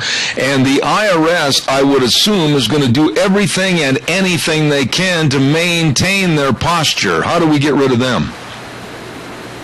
Well, you would vastly reduce the need for the IRS. You know, a lot of people like to use the phrase abolish the IRS. You occasionally even see a bumper sticker to that effect. And Cruz did that in his campaign announcement speech on Monday down at Liberty University. But frankly, Zeb, that's not a well-thought-out policy position. We hate the IRS, but you can't just abolish it. You can't abolish the process of tax collection. But if you vastly simplify tax collection, whether with a flat tax or a fair tax or even a combination of both, the need for the IRS begins to evaporate and diminish dramatically. And that's as close to abolishing the IRS as you can realistically get. And I think that would be a huge step forward. Would they fight us every step of the way? Of course they would. But if we can continue to demonstrate that we have about 70% of the public behind the idea, that's the kind of support that actually changes the politics as usual. You know, let me kind of digress here a little bit about the IRS. And Colin, again, I respect your knowledge on this. But after all that they have done and all that they have, quite frankly, cheated the American public on, and the looking into unfairly people's personal information, etc., how can we, the American public, ever develop a trust in an organization that still blatantly is breaking the law? Well, I don't know that you can, except by vastly simplifying the law over which they have control. Mm-hmm. So if you come up with a simplified flat or fair tax, then the need for lots of IRS agents, the complexity of filling out forms, the audit function, all of the desire to kind of break into personal information in order to find evidence of taxable transactions, all of that stuff evaporates. And I don't know exactly what the number is, Ed, but I'll bet you that 80 to 90% of the IRS could be eliminated if you have sufficient simplification. Mm-hmm. You know, I'm thinking of loopholes, and I'm thinking of one major loophole that might not buy into this and might not give you and others the fair shot in trying to reform America's taxes, and that's the media itself, because we have such an outstanding left liberal bent media that absolutely will go after anybody and everything with a good idea. How do we get the media to jump on board? Well, the media, if they were going to oppose this idea, would have to do the same thing that hypothetically I suggested somebody in Congress would have to do. They would have to oppose it by saying, in effect, no, we like the tax code the way it is. We think it's just dandy. That's a position that's ultimately untenable. It's not until somebody starts to defend the current code that you realize how unsupportable that viewpoint is. And as people become subjected to ridicule for that position, then it will become less and less attractive, and the grassroots public will win out. I'm an irrepressible optimist on this stuff. I really am. What about CPAs and accountants in general? I mean, are all of them in lockstep with your idea about reforming the American? No. Many of them would be opposed because they get a substantial amount of their revenue from tax preparation. But they're also all smart people. They'll figure out other ways to make a living. And if we lost the support from every CPA in America, but we still had 70% public support, we win, they lose, and it won't be long before they readjust and figure out something else to do. Colin, I respect them as professionals, but I don't think that we have to really think of them as particularly sympathetic constituents. Again, I don't have the knowledge on this subject that you have, but I have taken a calculator on a time, certain times, with different guests on this program, and with tax reform and basically, in simple terminology, everybody paying their fair share, actually the tills to America would have more money for more things than what we're getting right now. Is that correct, or is that wrong? Well, I'm afraid it's not quite as simple as that, but I think that the underlying assumption, to your point, is completely valid, which is that there's an awful lot of tax cheating that goes on. Exactly. So that if tax simplification made it more difficult to cheat, then revenues would increase. I think that's an entirely safe assumption. Absolutely. But if you're doing an entire tax reform system then there's so many other calculations that affect the amount of revenue that I don't think you can naturally assume that simplification automatically leads to increased revenue, but it ought to automatically lead to greater fairness and greater compliance. Okay, now, I've only got a couple of minutes left in this segment. Quickly, tell my listeners, tell me, tell everybody, what can we do, what should we do? You should go to sunsetthethaxcode.com. That's a project website by my organization, Let Freedom Ring. Go to sunsetthethaxcode.com. You'll learn more about the topic, and there's an opportunity there to write a letter to your member of Congress and your 2 senators. We've even got suggested text, which you can then go and edit and make it your own, and put the pressure on Congress for the very simple proposition that although tax reform and tax replacement are very complex issues, sunsetting the tax code is the first step in that process. It's a very simple issue with which all the public can agree, and if they write to enough members often enough from shows like yours, they'll put the kind of pressure on that will change the debate. Absolutely. SunsetTheTaxCode.com. Colin Hanna with Let Freedom Ring Incorporated.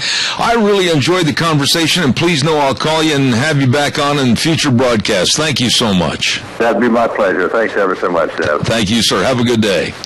Very interesting gentleman right there, Colin Hanna. And don't forget, go to the website, sunsetthethaxcode.com. And we need tax reform in this country. And he's got it pretty well figured out. Appreciate that. Colin Hanna with Let Freedom Ring Incorporated. Thank you. Oh, my goodness, we've got to get the weather on. My heavens, I'm running late. And the weather this hour is brought to you by Urgent Care of Jerome, 133 West Avenue A, Suite B in Jerome. Number to call, easy number to remember, 324-2004, 324-2004. Minor emergency, major care. Your health is their number one priority, and they understand that being sick and it isn't convenient at all, so they do their best to make your health care convenient for you. That's right. They will see you today. They will take care of you today at Urgent Care of Jerome, 133 West Avenue A, Suite B in Jerome. And right now here is Michael Rogers' weather. Hello, everyone. Michael Rogers for Zebra Ranch. There you go. Sunny all the way across the board till Sunday. Doesn't get any more simpler than that. Yes, you will see a few clouds. But what you won't have are major storms, red flag warnings. You might have a sunglass warning in effect, but you got some nice-looking weather. Now, I wish I could get the temperatures to support it, at least for today and tomorrow, but it won't. So a little bit on the cooler side, 57 for the high today, 59 for the high tomorrow. By the time you get to Saturday, it should be about 73, so springtime in the Magic Valley. Oh, boy! So the weather, the only weather you got. There you go, Michael Rogers weather, and brought to you this hour by Urgent Care of Jerome, 133 West Avenue A, Suite B in Jerome. Minor emergencies, major care. They'll see you today. Call them at 324-2004. Oh, and by the way, too, I also want to remind you, what in the world did I do with that other sheet I had right here in front of me? Here it is, Mad River Laser. Oh, my goodness. Have you been over there to Mad River Laser? Well, they have a brand new location, and I want to tell you, it's right on the square in Rupert, 502 East Street in Rupert, Nicole and Alex Pratt. Now, they can make anything. Now, I know that Kay Cameron with the Chamber of Commerce has been telling us that great big women's event is coming up at the Women's Expo in Burley. That's going to be coming up next month in April, and if you need banners for your business or whatever, for all the booths, you can get banners made over there, and if you mention my name, you get 25% off. Oh, at Mad River Laser, 502 East Street in Rupert. They can make all the promotional items, all the pins and the caps and the t-shirts and the jackets with the logos on. Oh, they're good. They're good. Mad River Laser, 502 East Street in Rupert. You stop in and see them today. Kudos go out to some dear friends of mine, and we talked about this quite a bit yesterday, and I want to mention it because I believe they were voting on this bill this morning, and I certainly hope that you called, and if you didn't, you still have time, I believe, to call up there at the State House.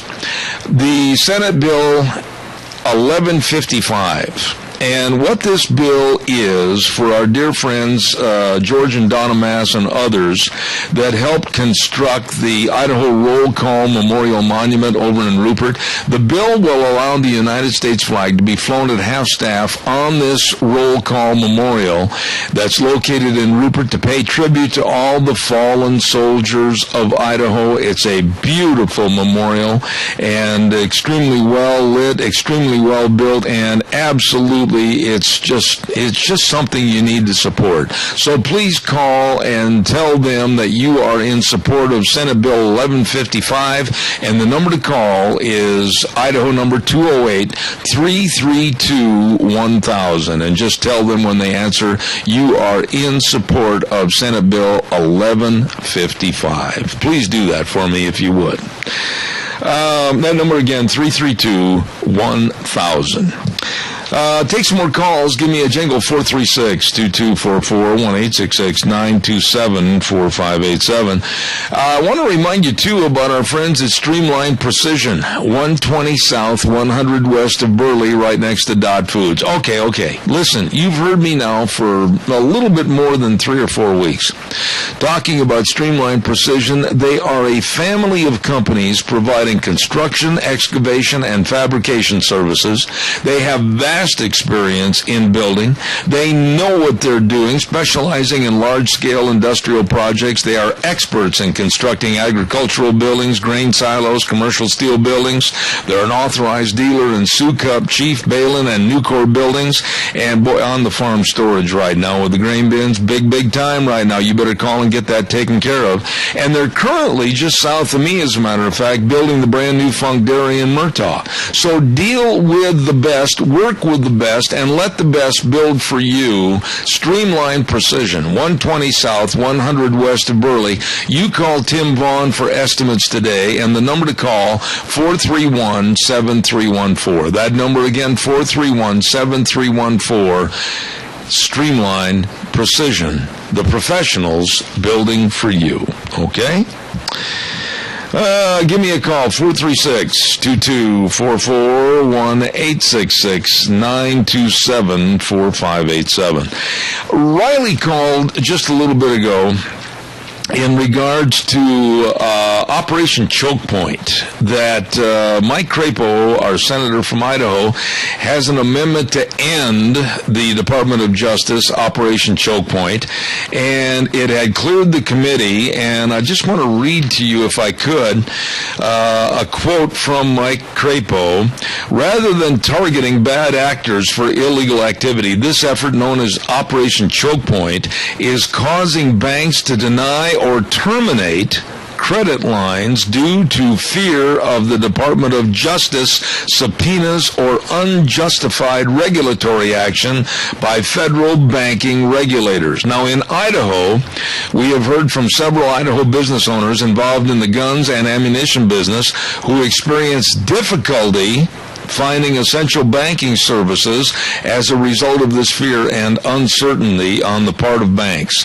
Now, we're going to stay on top of this and haul it out in the middle of the rug and let everybody stomp on it, because this is just another one of the Obama administration's under-the-table shady deals trying to get at guns and ammunition and take our Second Amendment and take it away from the Constitution.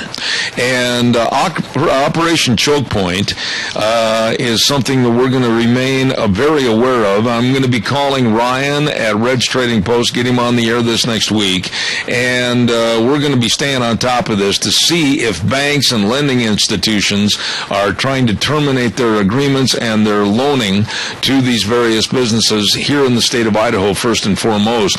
And I'm so glad that our Senator Mike Crapo is right on top of it, and he's going to be calling in next week, and this is what we'll stay on top of. Holy smokes, I got to get ready for the news. I didn't know it was that late. And before I go to the news, I want to tell you, too, about the Chadwick Sports Grill, 139 West Main in Burley. Today, Wednesday, oh, does this sound good? They've got a turkey Swiss wrap with aioli sauce, served with choice of side or super salad. It's going to be good. It always is. is at the Chadwick Sports Grill, 139 West Main in Burley. All the menu items, all the daily specials. This turkey Swiss wrap sounds really, really good. You get in there, nice people, great location, the Chadwick Sports Grill, 139 West Main in Burley. We're going to take about a 6-minute break and have the news from CBS, and then we're going to be back. Very interesting conversation next hour with Dr. Gerard Lamero and talking about politics and the race for the presidency. Don't go away. I'll be back in 6.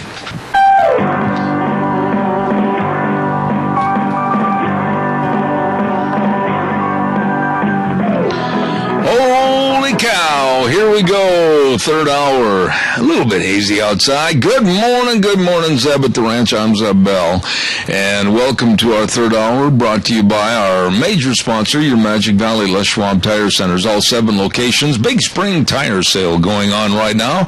And also, we'd like to say thanks to some of our great advertisers, like Western Waste Services, always at your disposal. Get on the route service today, locally owned and operated, serving you, 734-6969. And also our friends over at Valleywide Home and Ranch, 910 South Oneida in Rupert. Everything for the farm, the home, and the ranch at Valleywide Home and Ranch.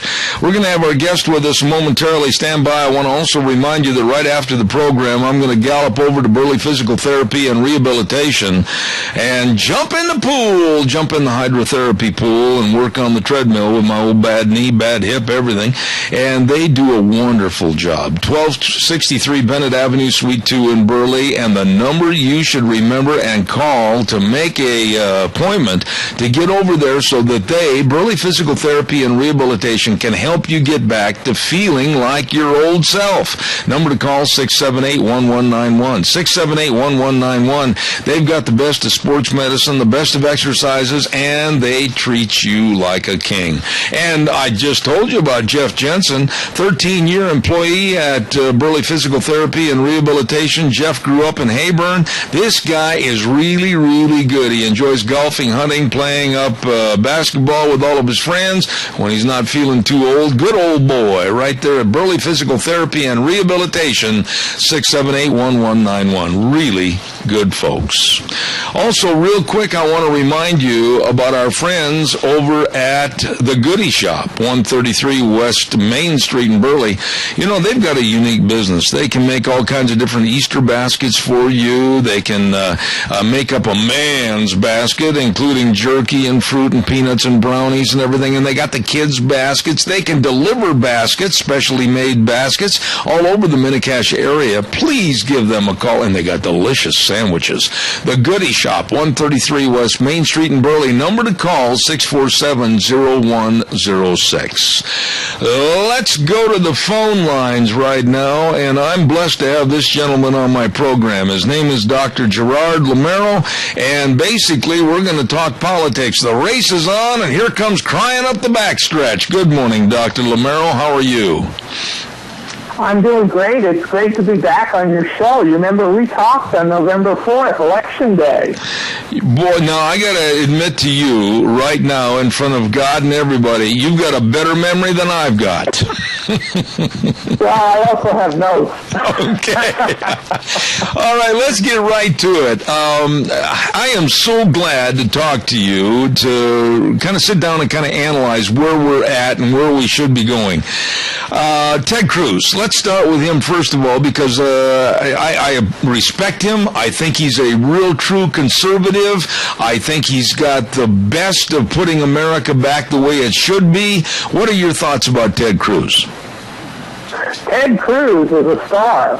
I will quote from some of the quotes I've seen that have come out of Harvard Law School from some liberal professors. One quote says he was the best law student they ever had at Harvard. Another one said he was the best debater at Harvard, which is saying quite a lot.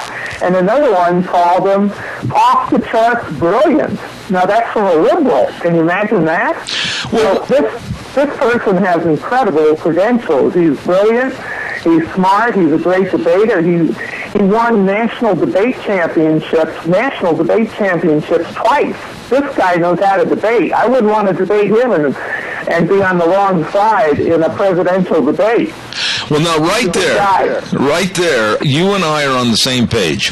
But there's a caveat there. A lot of people already on the left are showing the similarities of Ted Cruz and, of course, Barack Obama. I mean, basically freshman senators and running for the presidency, basically with the same educational background. But I draw the line. Ted Cruz has done so much for his constituents in Texas and now people across the board, and all Barack Obama ever was, and quite frankly I think he still is now, is a community organizer. Well, that's right. I mean, the difference between the two is enormous. You know, Ted Cruz, when he got out of law school, the first thing he did was become a law clerk for someone in the appeals court, and then he took on the Chief Justice. He became the law clerk for the Chief Justice Rehnquist. That's quite a thing to get that job. In addition, he ran the Solicitor General office out of Texas, and he had a staff, I think, of 4,000 people, 700 lawyers. So this guy had management experience. He did a lot more than community organizing. Well, now, let me ask you this, Doctor, because you study this for a living. But you know the media doesn't want Ted Cruz to get even a smell of the Oval Office. The only thing they want him to do is buy a ticket on a tour guide to go through there. How is he going to beat the media? How is he going to promote being a conservative over all the liberalism that's in the media? How is he ever going to have a fair shake? Well, the same way Ronald Reagan did, I think. You know, Ronald Reagan started out in the polls, the summer before the election, behind Jimmy Carter. He went on to a landslide victory. I think, 45 states that Ronald Reagan carried. You do it by bringing more people in. As I listened to all of Ted Cruz's speech on Monday, and as he mentioned, 50% of born-again Christians stayed home from the last election. Them alone would probably cause him to win in a landslide. Also, look at Mitt Romney. A lot of Republicans and a lot of conservatives thought he was just too liberal for them, and they stayed home. We have, 8 million different estimates of people that stayed home and didn't vote for Mitt Romney. Those people would make all the difference in the world. So I think Ted is going to appeal to people and generate a lot of enthusiasm if he indeed is the nominee. All right, now I want to get to the conservative angle a little bit more in depth. I agree with his principles. I'm probably the most far right-wing conservative you've talked to in a long time. I believe that we need to close the borders, not tomorrow, but this afternoon by 3 o'clock. I believe that we need to restore American values the way things were, the way things ought to be. I believe that our national security is absolutely down in the basement and somebody stole the ladder. This administration doesn't have a clue as to what's going on. I like what Ted Cruz says, but again, he's a conservative and they're going to go after him. Sure, doesn't that tell you he's the right kind of person for us? Because I agree with you on everything you just said. And he's the kind of person we need for president. And there's a couple other great people running too, but I'll tell you what, this guy is probably one of the best people we could possibly have. He is pro-black tax, he's pro-life, he's pro-traditional marriage, he's very much against terrorism, he's fought against giving Iran the nuclear bomb, he's for the First Amendment, religious freedom, he's for letting us keep and bear our arms if you're a law-abiding citizen. This guy is good up and down the line of issues. And as far as the mainstream media not liking him, I say, great. That tells you he's the right guy. Yeah. Okay, now I'm going to throw some names at you, and I just want you to give me a short synopsis. Scott Walker, governor of Wisconsin. Terrific record. Terrific fighter. really handled the labor unions, people coming in from all across the country, was elected governor 3 times in just a few years because he had to face a recall.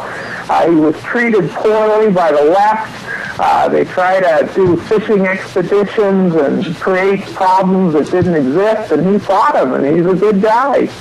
All right, let's go to Rand Paul. A libertarian, somebody who believes in liberty, somebody who is, you know, like his father, Ron Paul, really believes in liberty and will fight for it. Okay, now I'm going to go to what I would say the bottom of the barrel. However, when I say the bottom of the barrel, this person absolutely is being picked by pundits right now as a shoo-in for his name on the top of the ballot, and this scares me. Jeb Bush. I don't think he's nearly as conservative, and I don't think the conservatives will support him. I think he's a nice person. I've met the Bush family. They're wonderful people, good family people. But in terms of their politics, they're just not as conservative as I'd like to see people be. And I unfortunately think he'll go the way of Bob Dole and Mitt Romney and John McCain. Decent Americans, they love America, they want what's good for America, but unfortunately their policies just aren't that conservative. I would love, and Doctor, please bear with me for a second, I would love to see a major cat fight on the news, and here's how it would be. If Hillary gets the nomination from the Democratic Party, I would love to see Carly Fiorina stand up and tear Hillary's record apart on behalf of the Republicans. Would you agree with me? That would be excellent, good watching on TV. Well, to be honest, I don't think either of them are going to get nominated, which flies in the face of the media appointing Hillary. Hillary had a chance in 2008. I don't think she's didn't get it then. I don't think she's going to get it now. Carly is really, in terms of the polling now, is not doing well. I know Carly Fiorina. I worked for Hewlett Packard when she was CEO. And I know her, and she's a good lady and has a lot of good beliefs, but I just don't think she has the credentials to stand up to other people that are running, like Ted Cruz, Scott Walker, some of the other top conservatives.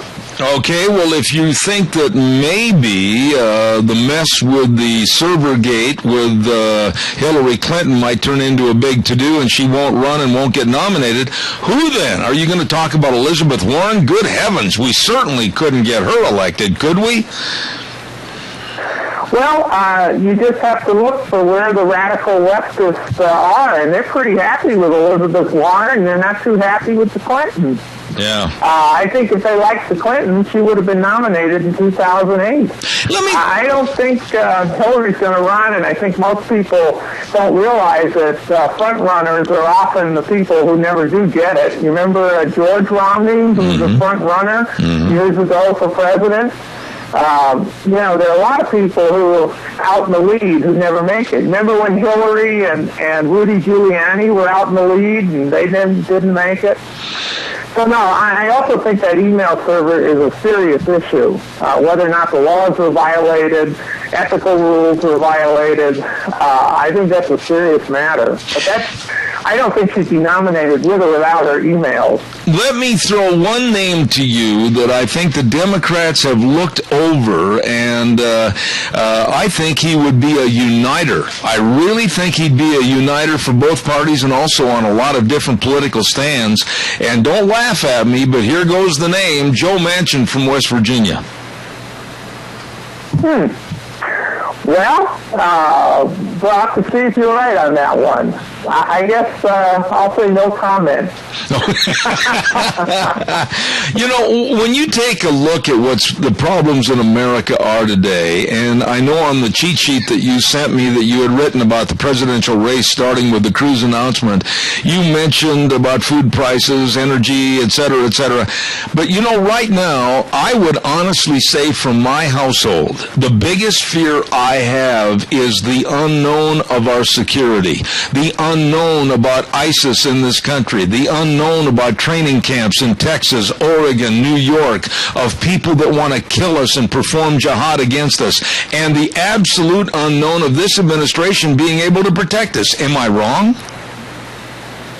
No, I think you're right. And by the way, in another blog post I wrote in January, I talked about the high probability of a major cyber attack on the U.S., which could shut down infrastructure and that, and also just regular terrorist attacks with people coming across our borders. We've got to seal the borders.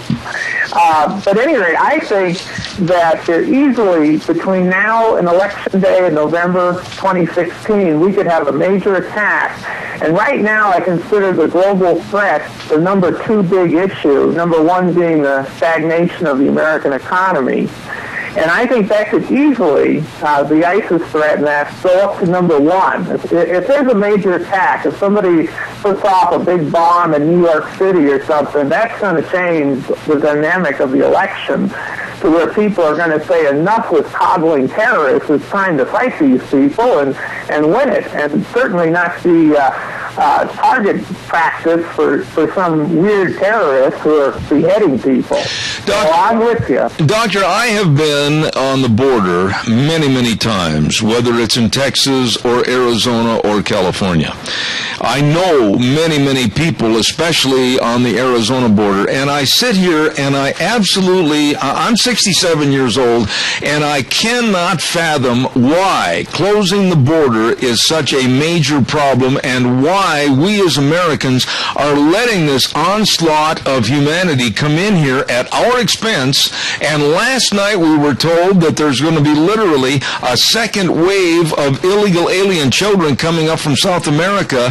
Why? Why are we letting this happen? I think to help ensure that the other party gets a lot of new voters, figuring that people who are uneducated in the American system, who don't know about freedom, who are just desperately in poverty and need help. I mean, this is a humanitarian crisis they're creating too. These poor people, I mean, can we take on the whole world? Are we going to let everybody come through the southern border and put everybody on welfare around the world? I mean, it's absurd. And there's no reason to have this happen, and it would not happen with other countries. You think this is happening in Russia? You think this is happening in any other country? In Mexico? Are they allowing Americans to come in and go on their welfare system? Of course not. This is ridiculous. And it is totally ridiculous. It has to be stopped. And the one thing I like about our conservative candidates like Ted Cruz is the fact that they're going to stop it right away. And there's no kidding around with these people. You may get some wishy-washy candidates who are going to run for president that don't want to do that. But the real conservatives know you have to have secure borders or you don't have a secure country. I mean, what about the terrorists that are probably coming in too? Absolutely. Absolutely. What about the diseases? We've got to keep the diseases out there. I had a blog post about some of the diseases that are rampant in Central America. Some of those people are coming across the border bringing diseases too. We've got to screen for basic things like security and disease and whether or not they're terrorists that we're letting in. I'm in favor of legal immigration. We've always had people coming in with skills, but not all the poor of the world and all the terrorists of the world and all the sick of the world. I mean, we won't last as a country if we don't take care of our borders and by the way, our defense, too, our national defense. Look at what's happening with that. What about I'm almost out of time. I got about 3 minutes left, and so give me some short answers on this. Ted Cruz has also come out and said something else that I really like, and that's the total repeal of Obamacare. Let's start over. Let's do it better.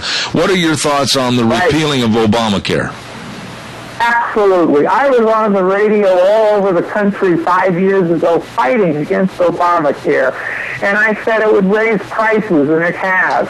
Raises premiums. A lot of people lost their coverage. A lot of people lost their doctors. It's a disaster. It's socialism. It's socialized medicine. Let's call a spade a spade. This is a losing proposition. 2/3 of the American people have been against it back in 2010 when I was fighting against it, and 2/3 of the American people are still against it, and the people in the White House refuse to get rid of an albatross. Okay, last thought, and I don't want to sound negative or like I'm throwing my hands up and giving up, but I think it's a fair question. Have we as America, a country on its principles and its values, have we slipped so far down into a liberal abyss that whether it's Ted Cruz or whomever, we might be too far gone to correct this? No. We are America. We are Americans. We know how to fight. We know how to solve problems. We know how to protect ourselves. We will come back when we have the right president, the right House, and the right Senate. And we have to keep voting and putting in the right people. We've got to be active. The left are great at running elections and tearing down their opponents, our people, calling them names, calling them ridiculous things, fighting on ridiculous issues. But we can take back our country, and in 4 years, this will be a different nation. We'll be back to the America we grew up in that we love. Oh, boy, I tell you what, you got me standing up at my desk waving the flag, man. I'll tell you what, you got me excited. Dr. Gerard Lamero, Good. God bless you, man. Guy doing a great job up there, and I'm in Colorado, so that's why I say up there. And you just keep doing your job up there. You're doing a great job. All right, well, come back again and visit with us in the near future, won't you? Absolutely. You call, and I'll be there. All right, sir. Thank you very much. Dr. Gerard Lamero, a very, very well-educated man with politics, and he understands what's happening. Thank very much, and God bless. We're going to take a little break. Thank you very much. Thank you very much, Dr. Lamero. I appreciate it. Very interesting gentleman this morning.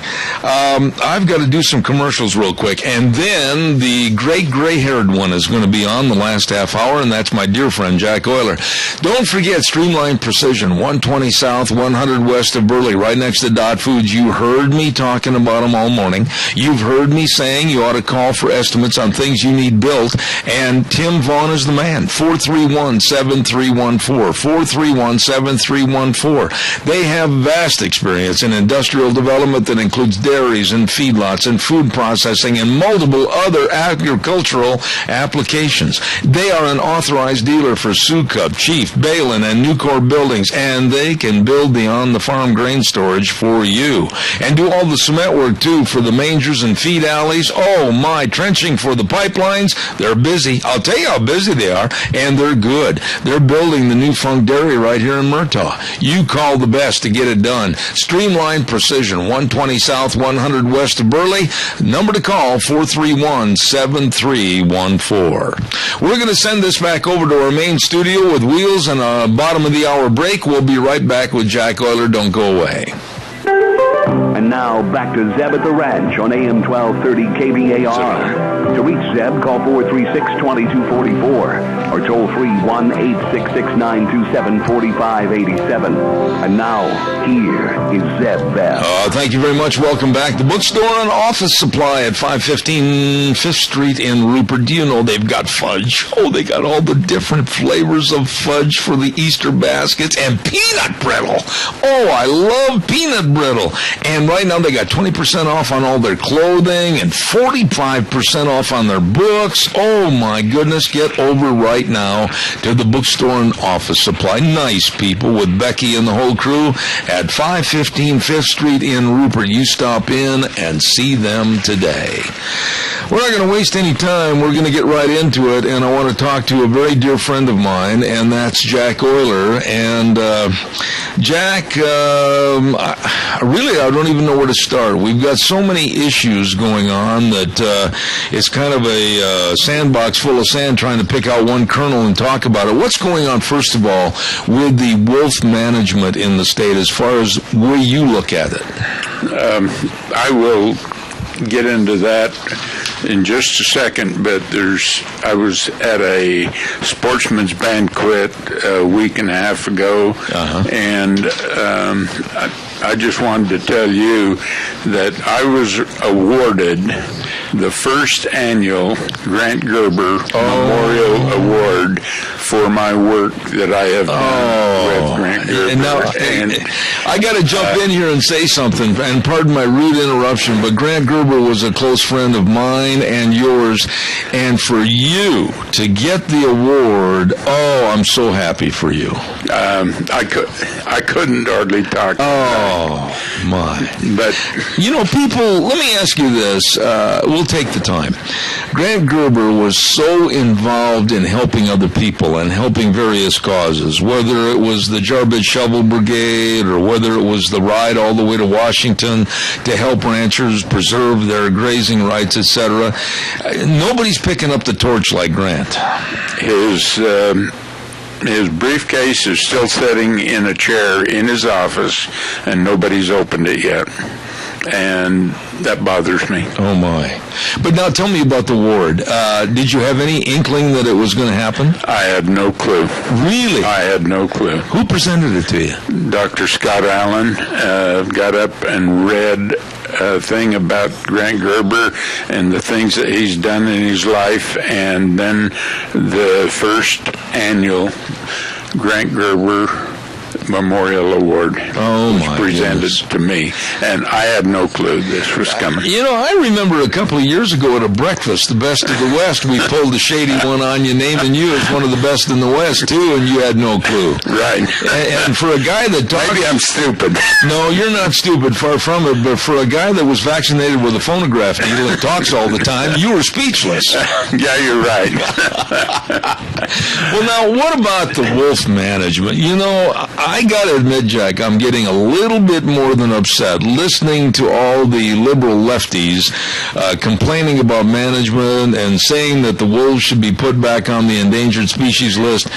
Unfortunately, some of the big shots back in Washington, I feel, might be listening to them. Well, I worry about that, too, and... they were delisted in a lot of places in the United States, the upper Midwest, Wyoming, and everywhere else. And all of that has been taken away.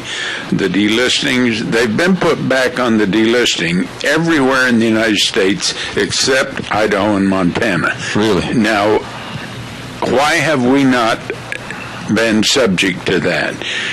And it's 5 lines in a budget bill that we got through Congress a few years ago, and there's one line out of those 5 lines that says, this cannot be challenged in court. Really? And it has held up to now. Is it going to continue to be held up? I don't know. But I have faith that it is going to be held up. Okay, we have a call. You probably heard my call to the race. Okay, good morning, caller. You're on the air. Good morning, Jack, you roadrunner, you. Good morning. Congratulations to you, and I know it couldn't happen to a nicer guy. Well, I appreciate that, Al. Thank you very much. You keep up the good work, and I'm behind you 100%. Don't mention the word behind, because there's a door normally behind you that sets off a fire alarm. Yeah, okay, but anyway, Jack, you be careful and watch out for them horses with hankies. Okay. Thanks, Al. Have a good one. All right. No, they keep changing the rules, they being the left and the environmentalists, and how would that be usurped in court to the point where they would jump over that verbiage? How would they go about saying that's not valid anymore? Well, I don't want to give them any ideas, but unfortunately, you know as well as I do that they're going to try. They're going to try, and I don't know when it's going to be. Yeah. But up until now, it has been held. And it has been said in the courtroom that they cannot challenge it in Idaho and Montana because of those words. Now, I hope that holds up. Will it? I don't know. I keep my fingers crossed. No. But, you know, nobody talks about what it's doing. Dr. Tom Bergerud, who I've worked with from Canada for years, he, in this book, that he talks about what the wolves have done to the ungulate herds. And he told me right out that wolves killed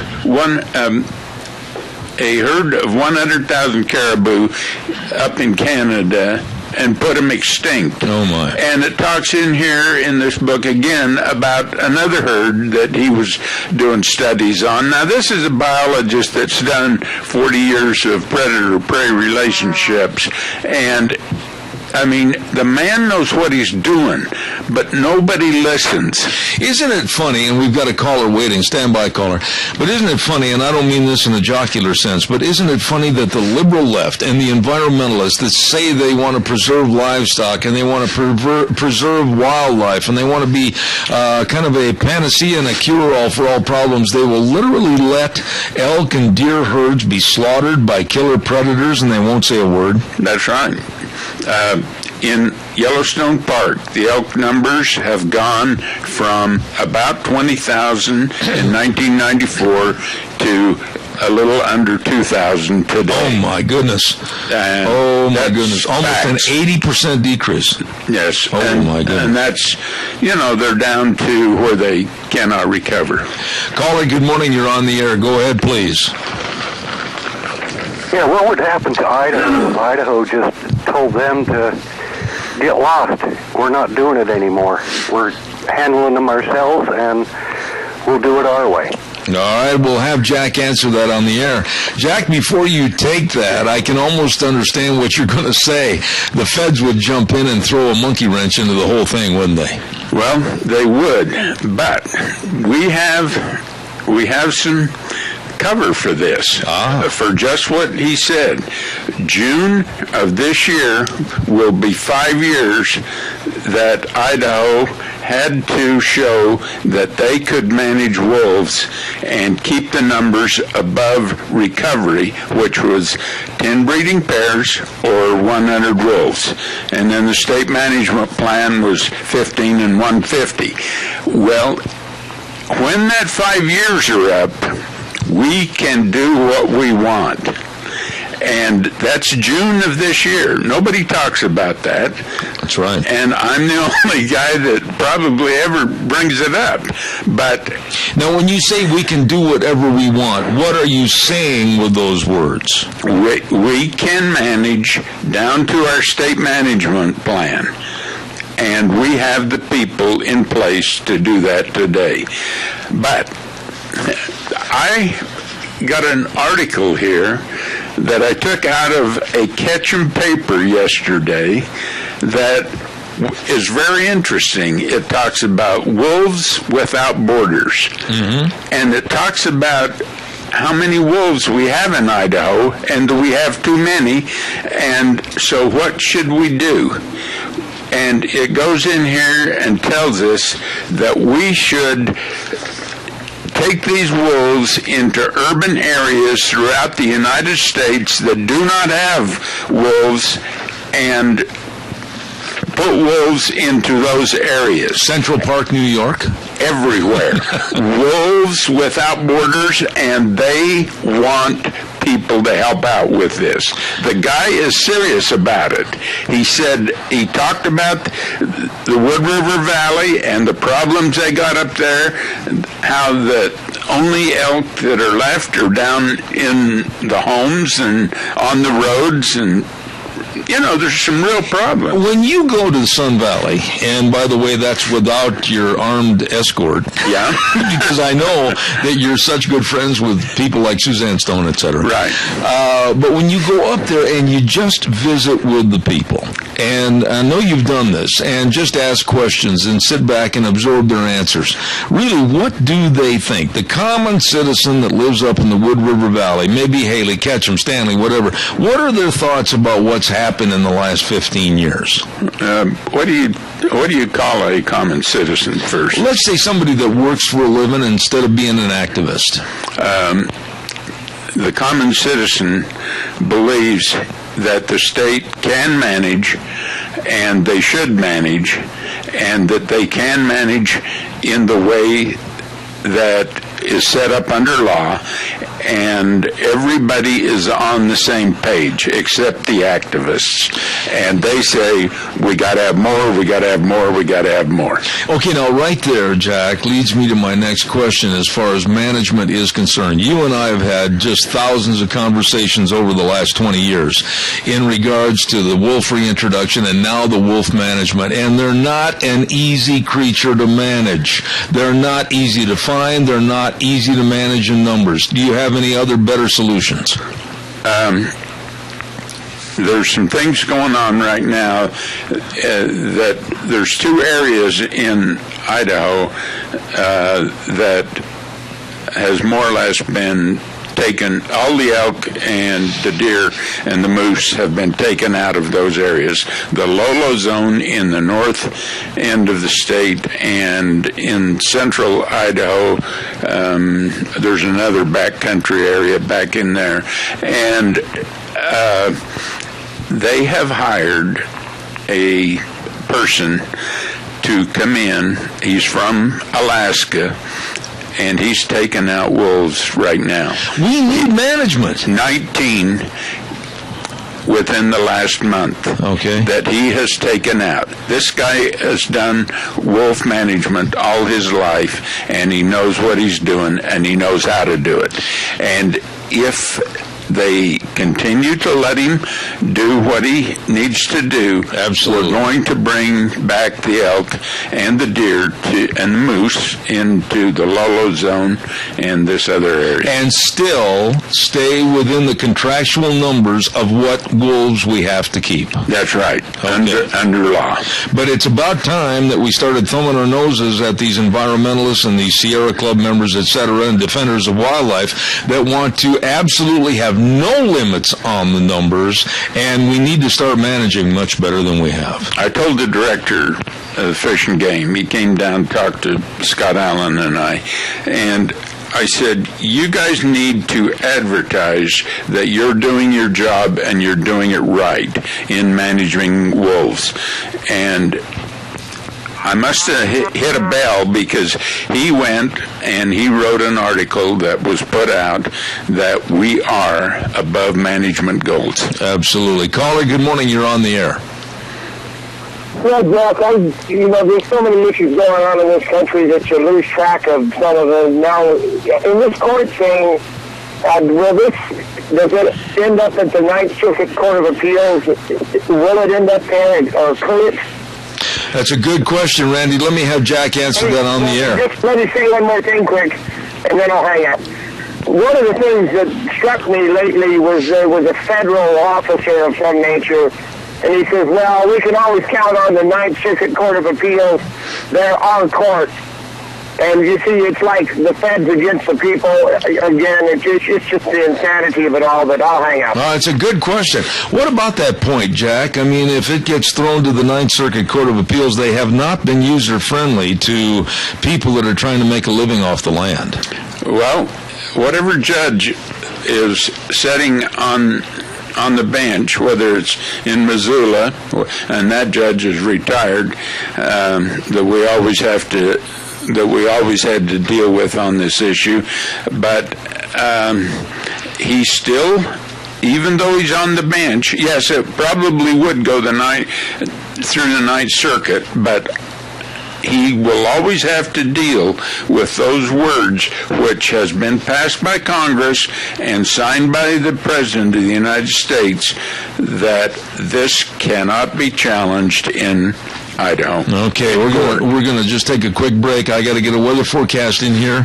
And don't forget, Scarrows Meats, selling taste one bite at a time. They're located at 331 North Road, Jerome. Number to call, 324-7657. They've got a wonderful promotional package of a tax return meat package for just $300. And you get beef, like beef patties and rump roasts and New York steaks, and pork, like pork chops, bacon and brats, and chicken and cheese. Oh, it's delicious.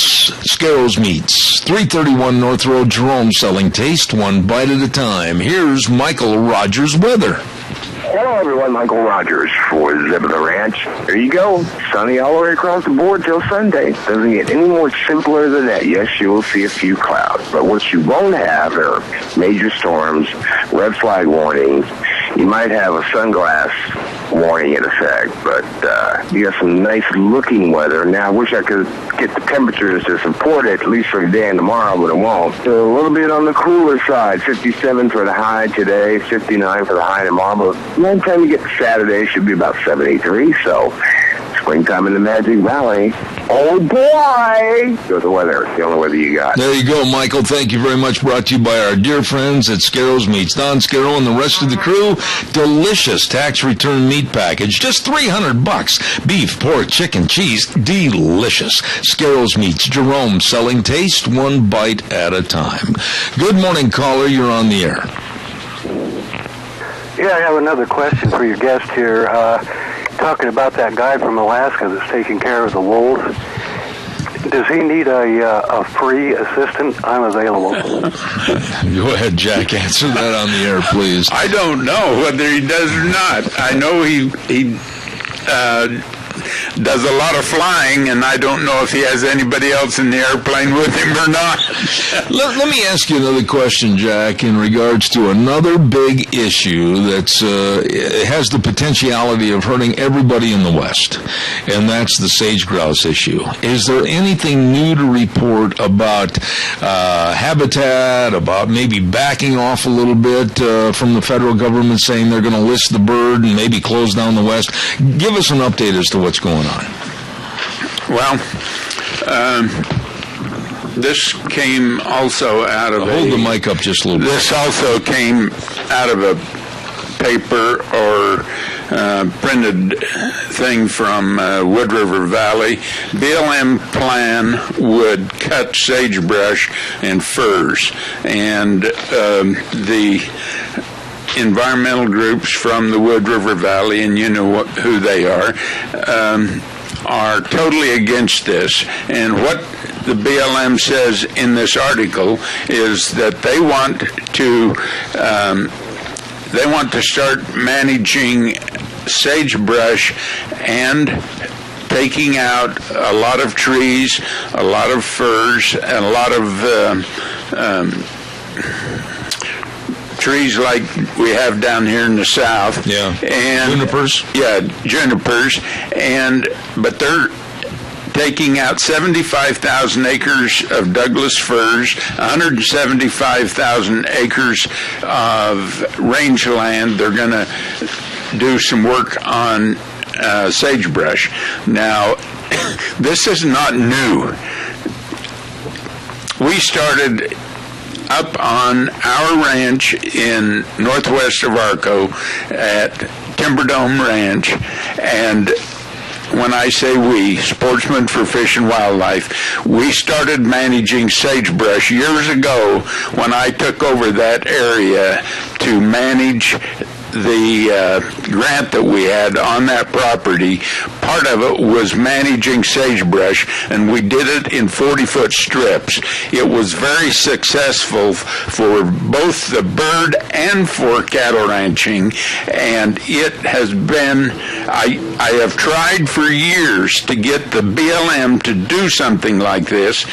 This last fall, when my son and I were out in Unit 47, about a quarter of a mile from the Nevada border, here we run onto an area that had management of sagebrush, and there was a BLM truck there and a guy that was out there measuring grass and measuring sagebrush. Okay, and I got out and talked to him. The point I want to ask you about, though, is I've got numerous articles on my desk, maybe 15, 20 articles written from various people, ranchers, people that are involved in sage grouse restoration, etc., all of them, and all of the articles basically say if we work together, we can cure this. It doesn't have to be a shutdown. That's totally true. And this article goes on to say, greater sage grouse inhabit 11 states. Their numbers have declined from perhaps over 1 million in pre-settlement times to no more than 500,000 today. Mm-hmm. So there's still 500,000 today. That is not anywhere near extinction or near putting it on the endangered species list. Absolutely. But you know as well as I do, and we've talked about this, whether it's the wolves, whether it's the snail darter, or whether it's the owl up in Oregon, it's nothing more than a matter of control and diminishing the human finger touch. And if you read this whole thing, all they want to do is get cattle off the range. That's right. And that's right. It talks about that in here. And this woman from Western Watersheds talks about that and how they want cattle off the range. Let me ask you this, and then I got to do a quick commercial. Today, right now, on March 25th, are you more optimistic or less optimistic about the wolf situation and the sage grouse issue than you were the last time you were on this program? I'm more optimistic about the wolf issue, and we will be in Washington, D.C. next month working on that and trying to get delisting in the lower 48 states. That has not been given up. In February of 2012, we came to an agreement in Salt Lake City with the U.S. Fish and Wildlife Service, Dan Ash, who's the head of the U.S. Fish and Wildlife Service, and he agreed to everything, and we got everything we wanted except the red wolf down in New Mexico and Arizona. But they got, when they got going with the public announcements of this and delisting and everything, they got so much kickback, they have backed away from it. We're going to start over, and we're going to go a different direction now. While you're in Washington, would you please stop over to the Oval Office and perhaps give Michelle and Obama or Barack a little bit of a lesson on what they should be doing as President and First Lady? Take the time, would you please? Zeb, I got a picture this last Monday of my grandson standing in front of the White House fence. Yes. And the White House is right behind him. Oh, I'd like to have that picture. That'd be a good one. That's Jed? Yes. Oh, my. Hey, big tire sale going on. Big spring tire sale at your Magic Valley Les Schwab Tire Centers. All 7 locations serving you. On sale like the Open Country AT2 for your pickups and SUVs. Outstanding traction, long-lasting tread. Or for your passenger cars like the Ultra Z900 all-season design and up to 80,000-mile warranty depending on the size. Woo! That'll run forever. Hey, stop in and see them today. Convenient credit for tires and services and the best tire value promise in the industry, along with the best in brake service, front end alignment, shocks and struts, batteries. It's all there for your safe driving from your Magic Valley Les Schwab Tire Centers. Lane and Rupert, Dave on Blue Lakes and Twin, Mike and Buell, Mike and Jerome, the Twist family and Paul, John on Poline in Twin Falls, and Randy on Overland and Burley. Your Magic Valley Les Schwab Tire Centers. Jack, I got 1 minute left, and what about this legislative session? Anything happened during the session regarding fish and game and wildlife that you want to report on real quick? I got 45 seconds. There was a tremendous amount that went on, but it was just fighting and nothing got passed. A lot of infighting.